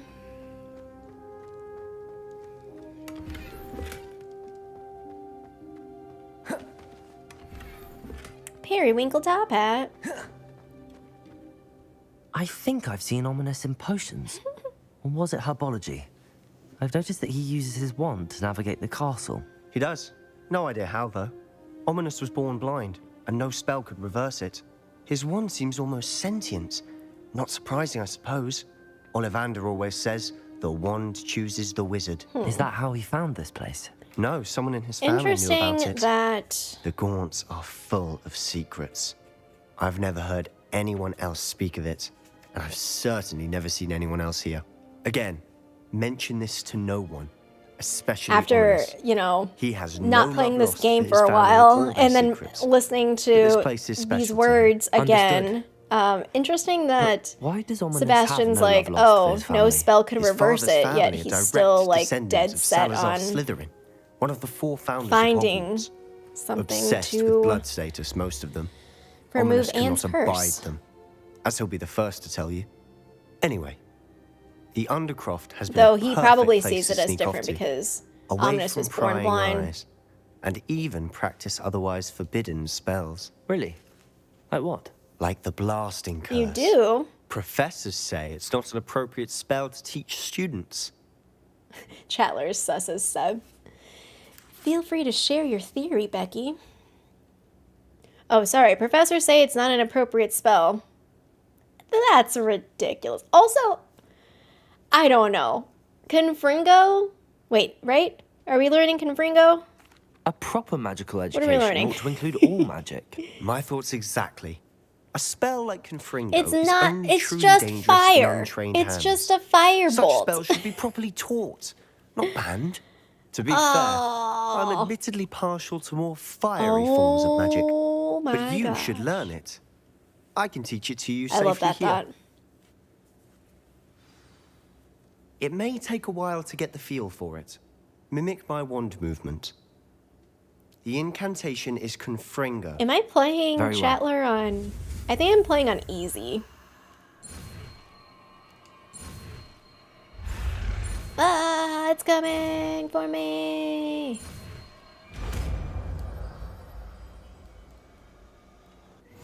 You're getting it. Ready to actually try it out? Stick to the target. I'm trying to though. think, okay, what other spells Best do to we keep the learn in Undercroft this school? intact. And why is Have a go at those Confringo the one that's candelabras. like, oh, hey. Both have their uses, but I think you'll find that a Confringo cast travels a bit how do I do this farther than that of again? a spell like Incendia. How do I play this game again? Confringo! Nice work. How's it feel? It's a tad hot. You'll get used to it.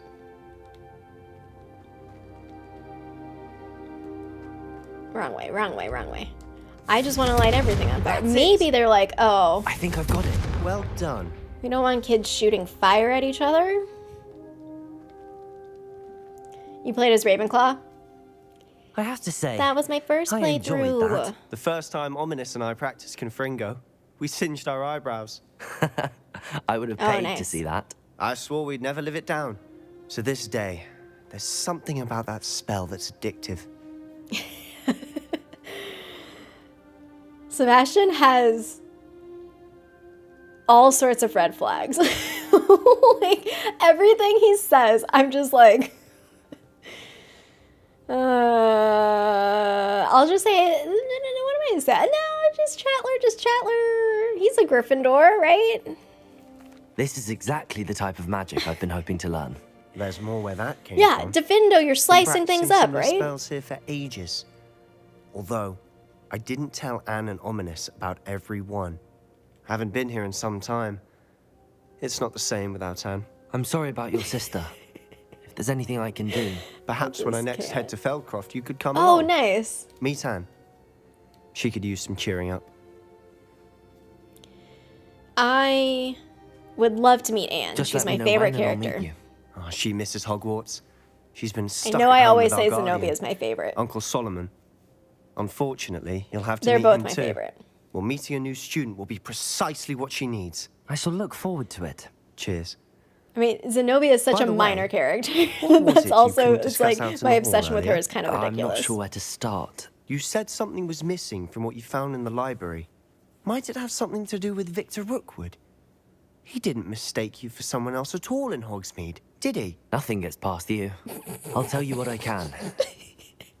Rookwood and Ranrock are trying to recover something oh yeah, they think Imelda I is took funny. from a vault in Gringotts. Gringotts? I basically love all the characters you that make there? me laugh. Professor Fig and I Which is, wound up there after the to be dragon fair, attack. most of them make me There was this laugh. port key that... A port key? To Gringotts? Well, it's all a bit convoluted. I'm listening.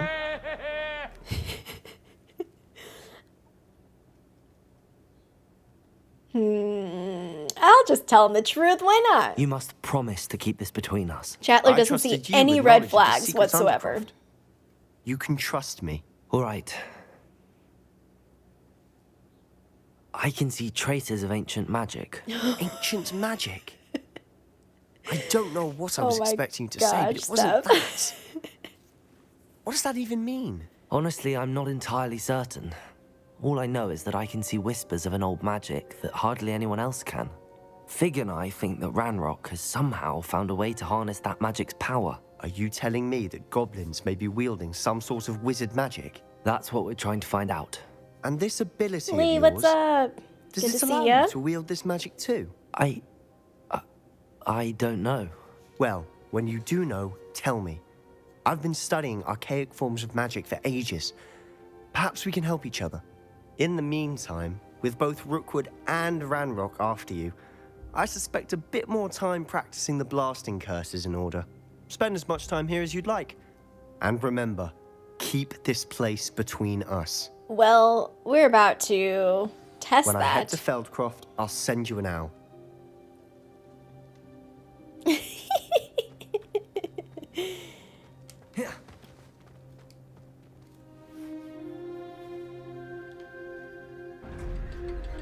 All right, good luck, Chatler. Uh-oh. Hello, Sebastian. Wait. It's like, you don't You there. walk like I can hear you. Sebastian. Oh, hello. Ominous, isn't it? I believe we have potions together. And herbology? I recognize that voice. Heard you talking to Gareth Weasley in potions class. You're the new 5th year. Did you just come from the Undercroft? How did you get in there?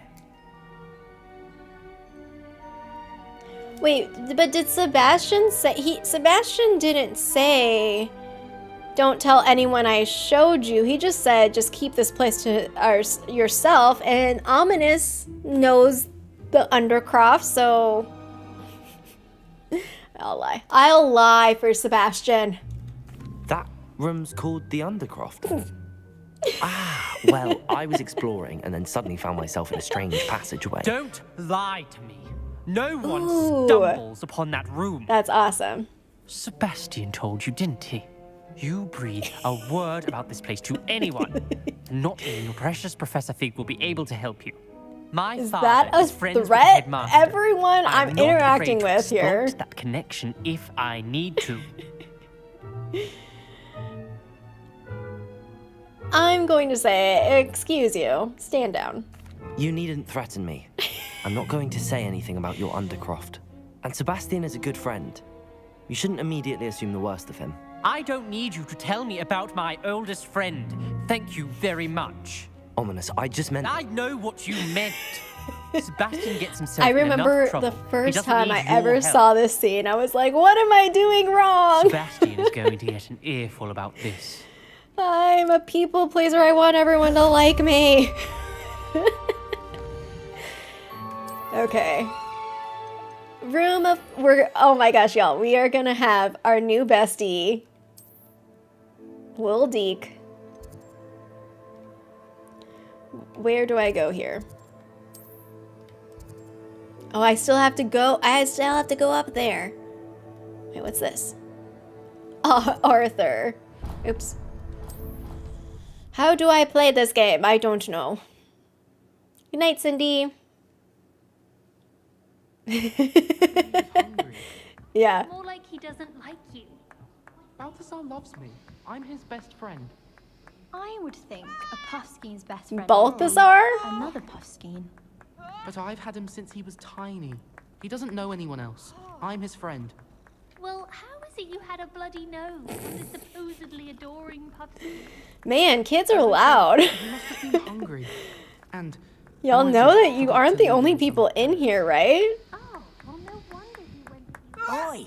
Oi! Can you help me? Wait, no, I'm going up. Right. I know where I am. no, Balthazar did nothing wrong. And then the werewolves joined the goblins. I'm getting out of here. These kids are just yelling about their problems. Do do do do do do.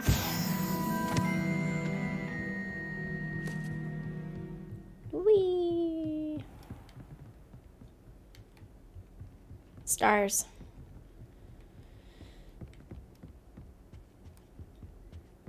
Okay, first. Not first. Where is it? Oh hey, isn't there a thing of bottles in here? I'm already lost in Hogwarts. I'm like, where's the Easter egg? That. Professor Weasley? Oh, okay. It was there then. Andre knows where it is. Somewhere away from prying eyes. Potter, what's up? Yeah. You never 100%ed the game? 100%ing the game. I feel like it took a lot out of me. I was just like, I need a break. Oh, okay. Forgive me, the headmaster stopped me and I... Yeah, it's probably a butterbeer bottle. I see you've wasted no Because time. of, Penny. Well done. Penny? Not Shall Penny. we? What's her name? After you, Professor. Winky. Oh my god, Penny is the house elf in this game. I was like, as soon as I said it, that didn't sound right. Winky's butterbeer obsession.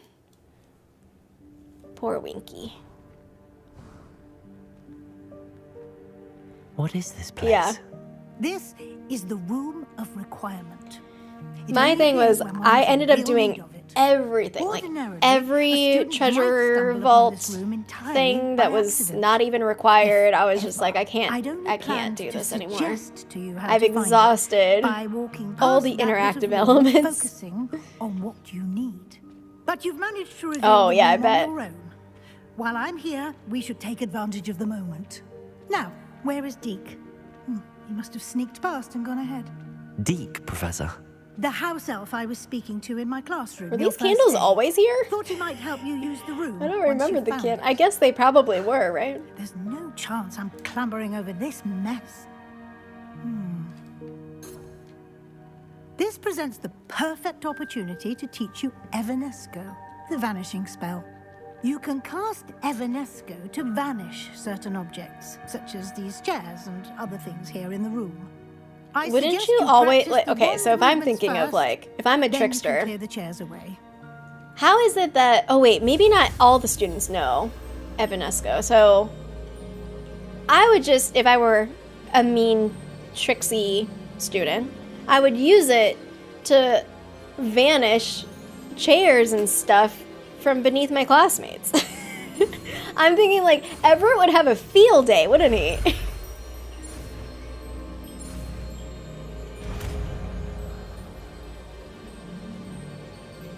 More fun to use Incendio, yeah. Splendid. Now, cast Evanesco on those chairs. Oh, man.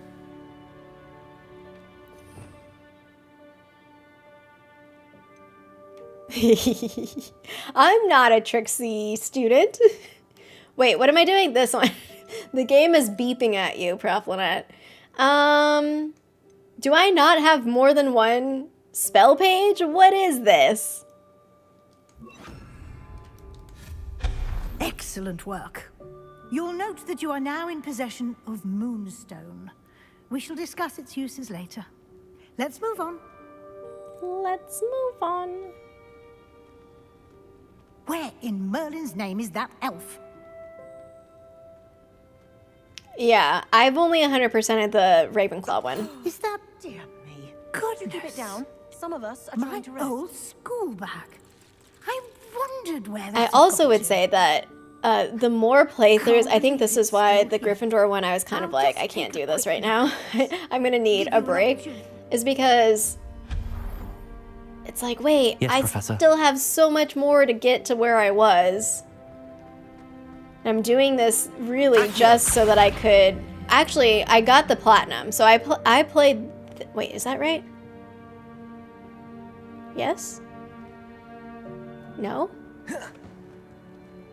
Now I'm really suspicious of, like, this playthrough. Don't you get the platinum after... Oh no, it's the map room. The map chamber is the platinum, right? And that happened already? I was about to say, room of requirement is just now getting unlocked.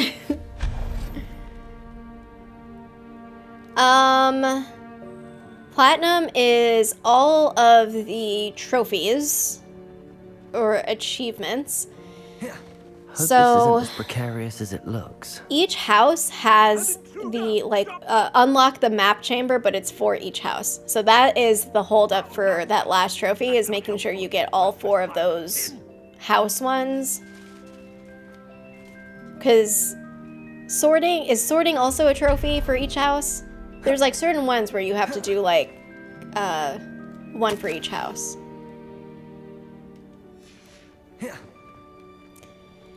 Because, Dan, you can only Evanesco certain things, like chairs. Why are there all the chairs? How does anyone other than a house elf manage to get around in here? Also, why is this not already cleared out? Oh, it's because it presents itself, it clears itself out for me. Shouldn't it be clearing itself out as I go along? Where it's like, I need to get through over here. I require to get through, so I need everything to part. What was that? Oh. I Was wasn't that a listening. golden stitch? Yeah. I don't know why. Accio, you should summon your wits and find out. I don't know why I'm doing this. I should just advance the quest. I'm not trying to get all of the treasure. I hope that house elf can find us in here. The candles. Oh, I see little Deke. Oh. You just throwing things? You have magic, dude. Yikes, careful. Huh? Oh, there you are. Oh my gosh, it's been Wait so right long. there. I Deke will forgot come all of to you. this. Hello. Yeah, you can't tease, Apologies, or it's a Professor tease because you Weasley. can't sit Deke on was them. looking through some of what's appeared in the room since Deke was last here. The room, that's true. The room knows I need to practice spells. Is this the student? Indeed it is. Deke is honored to meet you. Deke has been a friend since I was a second year. We We're so nice, discovered we this bowed. room together. I mentioned you to Deke. We believe that you might be able to benefit from this room like I did. Deke, would you be so kind? Of course, Professor Weasley. The room of requirement will always be equipped for the Seeker's needs. It's unplottable, Oh so my won't gosh. appear on any map. Most happen upon it by accident. There's a character I met in Deep-seen Rebirth that students in reminds need me of an a extra house file elf. for potions stumble upon the room filled with them. You seem to have accessed it in its form as the Room of Hidden Things. I was thinking about needing a place away from prying eyes. Brilliant. Oh, that explains it then. What I need specifically is a place where I can That catch up on my explains it. schoolwork without distraction. Well then, the room can provide you with precisely that. Now, it's time to focus on what you need. Just close your eyes. Imagine the room. I've never precisely noticed as Deke's you teeth need before. it. They look like super straight, The like he had room braces will or do the something. rest. I think I never noticed them because I'm distracted by his eyebrows.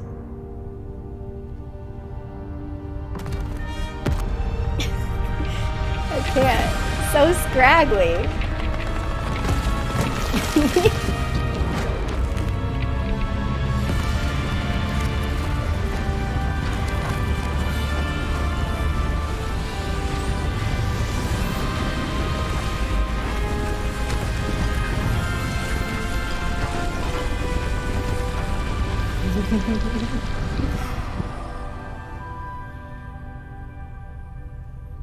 You've given yourself quite a canvas to work with.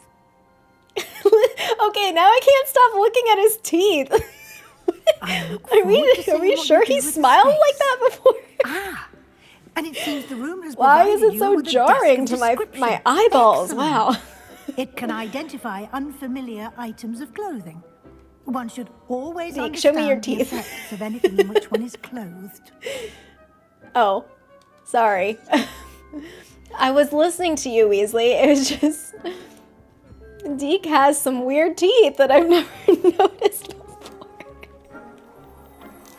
Yeah, no, this is a fan request. Can I Need please to be identified. trim his The eyebrows? desk will be an invaluable resource. I imagine the desk of description will come in handy. It will. I hope you'll take advantage of it. Teen Deke with braces. I'll give you a brief lesson in conjuring. The room might not provide everything you need on its own. Conjuring? Yes, the magic of creating or conjuring objects. I'll teach you. Yeah, I feel like photo mode would probably, if I were to guess, photo mode would probably be a high priority.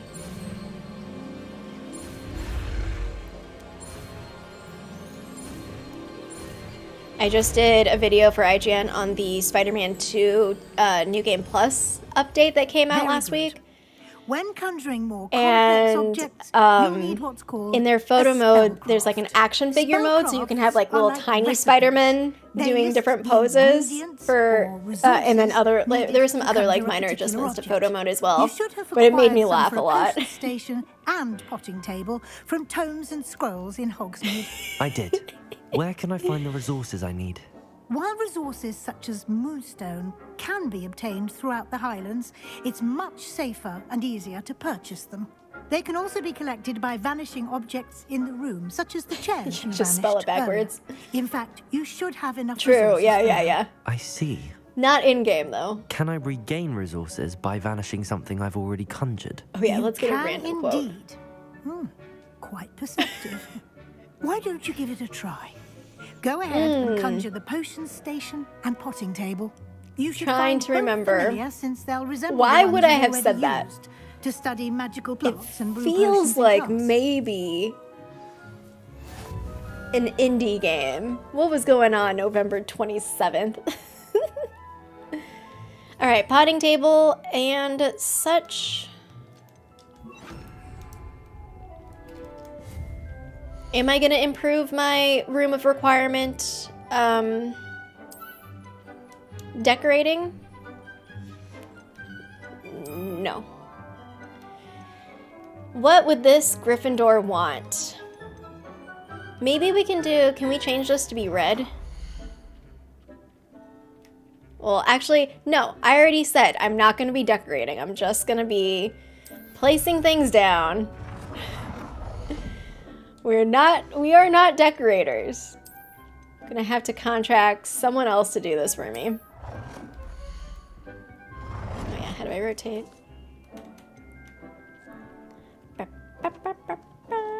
Well done.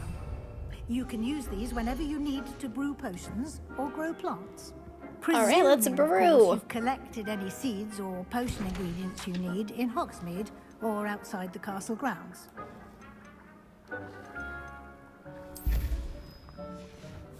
Deek will be here to answer any I'm like questions you may trying to have. advance my life, Not Professor Weasley, and you underestimate his stop me. insights. Thanks. I will be sure to speak with Deke if I need anything. Thank you. Good luck. I shall linger a bit longer in case you'd like to learn another transfiguration spell for use in the room. I mean, we're done with the quest, so we don't need to talk to you anymore, right? No, we do. I'm ready for the next lesson, Professor. Very well. First, Was she just gonna stand there? Like, what if I You can left? acquire it by It was like, vanishing bye. items here in the The room game of probably requirement, locks you, right? Or you can gather it carefully outside of the Hogwarts grounds. Return to me once you've gathered enough, Spider-Man. and we shall begin the lesson. Oh, who mailed Come me? and see me as Fig. soon as you can. I've returned from a rather unproductive trip to the Ministry, hoping your time has been more fruitful than mine. Do I need to talk to her? Or can I just go to Fig? This is optional. We're going to Fig. I don't want to decorate. Chatler's not a decorator because Prof Lynette doesn't want to decorate. Okay. Is this where we're going? Fig's office? Why can't I navigate this? Fig's classroom. Go on the left side. This 3D map has always confused me of like, I cannot understand. Ooh, Garlic. Wingardium Leviosa. Dan, it's Professor It can be Garlic. used to levitate objects for a short time. Once you've completed a few prerequisite tasks, do see me after class. All these people just keep mailing me, and it's like, can't we just do this after our regularly scheduled class? These are like texting me, all wanting to go hang out with me. I Fig! was hoping to see you. Why are these character voices so suspicious to me to this stream? You're I'm back. just like, why are you guys so sus? Minister Spavin talks more Oh than he my listens. God. Ranted on and on about rogue dragons. Wouldn't listen to a word about goblins. Speaking of which... Listen, Professor. So much happened while you were away. The Lady luck Headler's potion, Nick I asked me think, to was a get some rotten roast PlayStation beef from the exclusive, or the kitchen. recipe, Rotten right? roast beef? So Yes, maybe... I thought it was odd too. Maybe. But then we took the roast beef to Sir Podmore of the David, Headless Hunt, hello. and You met the Headless Hunt? That must have been interesting, to say yes. And then I had to find Richard my Jackdaw's gosh. head in the pumpkins so I that forgot. he'd tell me about how he died. Who on earth is Richard Jackdaw? He was a student here long ago. Wait, is Jackdaw? Anyway, he told me about a I'm secret just like, cavern. anyway, I went is there, and right Jackdaw next to is its own skeleton, trophy, right? I found the 4 missing pages. Jackdaws. You found the pages. I did. And because Jackdaw had followed the map they contained, when I found the pages, I found the location I forgot. on This the is map. my favorite Believe it or not, Fig it's a room interaction. below Hogwarts. Why am I not surprised? You found the I was pages. hoping you'd say that. Oh, and we'll need to bring the book. I know. I'm just like, what is happening here? Okay. The room is called the Map Chamber, by the way. And a portrait of Percival Rackham awaits us there. I am so confused Professor right now. Rackham. I look forward to meeting Have I him. done this before? How did this Jackdaw get the pages from the book?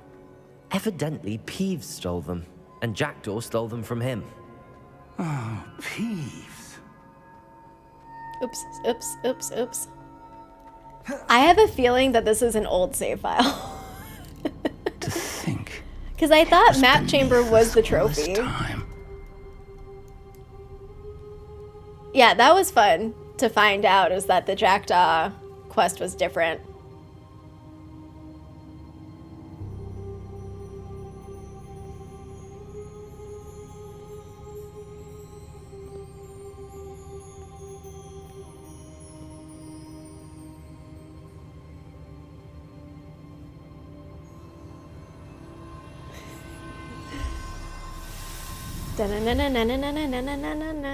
This looks promising. So where are the peeps in this portrait? Are they just sleeping? Are they, maybe they're just living in another portrait?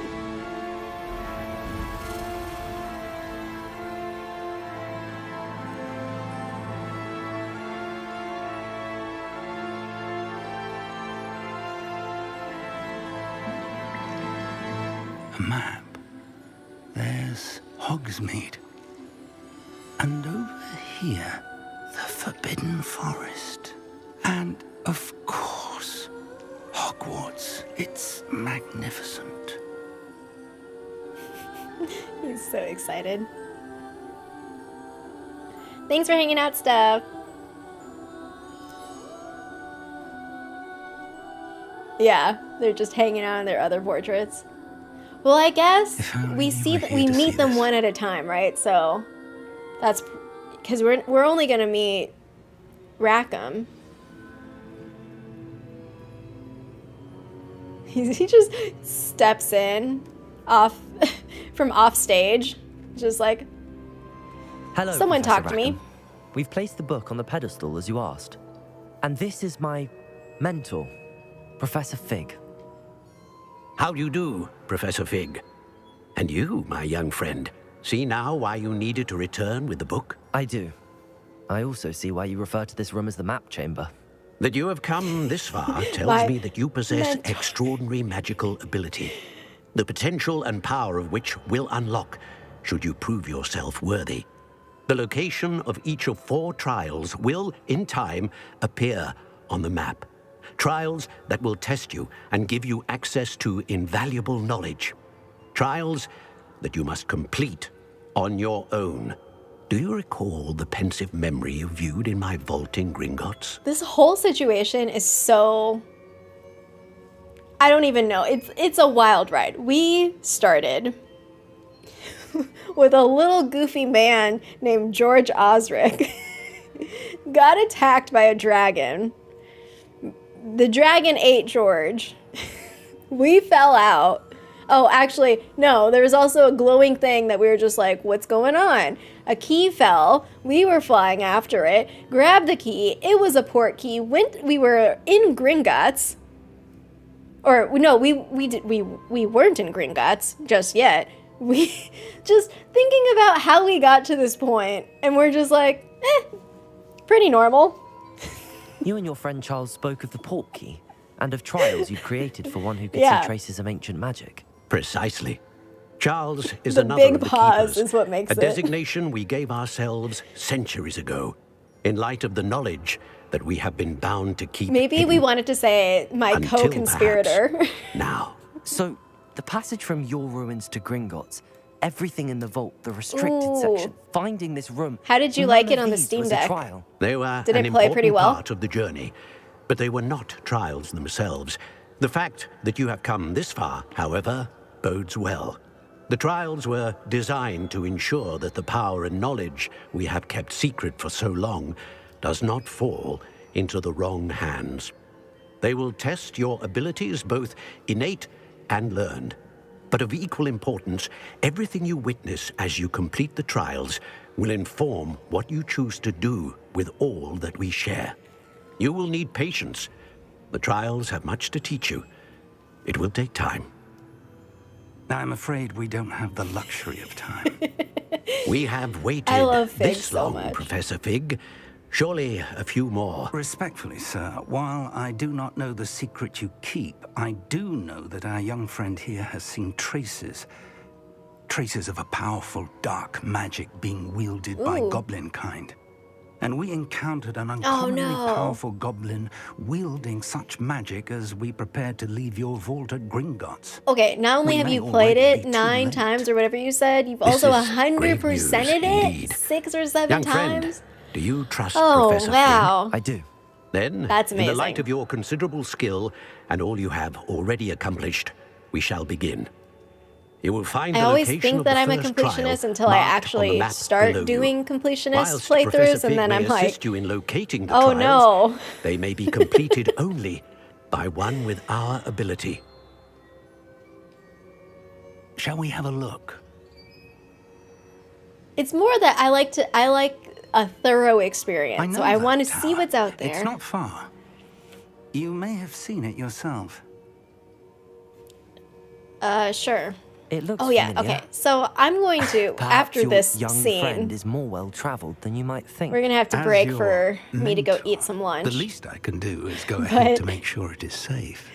Wait, Join why me do as soon as you I... can. Did I miss the mentor situation?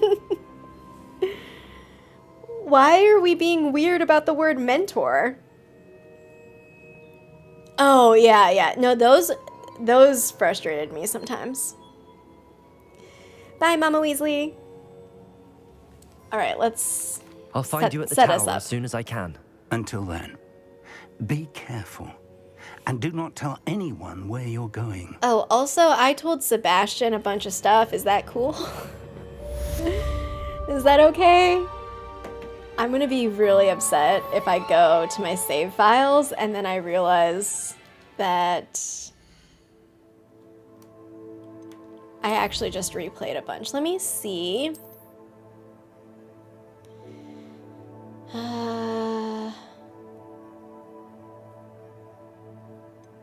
Potions? Oh, dungeons. No, because that was where I started. Okay, I feel so much better now because I was about to... Maybe I'm just getting confused with all the other playthroughs that I've done because I was about to say if I had a save that was beyond dungeons, I would be so upset. You can see, this is my journey. I started this May 5th. I think this was for Game On to End Lupus last year where we did the chat decide sort of thing. Last time I played this was June 5th. That works. Oh my gosh, y'all. We were so close to a second wheel spin. 46 likes. Only 4 more. That's okay. We can hopefully keep Magical Gamers Monday rolling. Now that I'm like, okay, we've got stuff going on. Final Fantasy VII Rebirth will eventually be over. It was fun to chat about, you know, speculation of what we're getting. I mean, we're obviously going to be playing Hogwarts Legacy this summer. See what that fan appreciation content is. Yeah, super fun, super fun. Oh, enjoy playing Hogwarts Legacy. Oh, we were being weird about... Oh, I see. See, I should listen. We were being weird about the young student. Okay. Gotcha. Your mentor. So many sus little deliveries. Deke's teeth. I'm gonna have to go back and look at the old capture because I don't remember his teeth being that straight and just kind of like there. It looks like fake teeth, to be honest. But, yeah. At some point, we'll finish the Gryffindor playthrough. Deke's teeth is gonna be a new... Yeah, it's gotta be a new thing. Oh, man. All right, y'all. Hope you'll have a great rest of your morning, afternoon, evening, whatever time it is. Actually, you know what? Since this is my first stream back in a month, I'm going to eat a Birdie Bots bean to kick off my lunchtime. Oh. Is it grass? That is some grass. Hope you have a great rest of your morning, afternoon, evening, whatever time it is for you. And until next time, Juan's ready.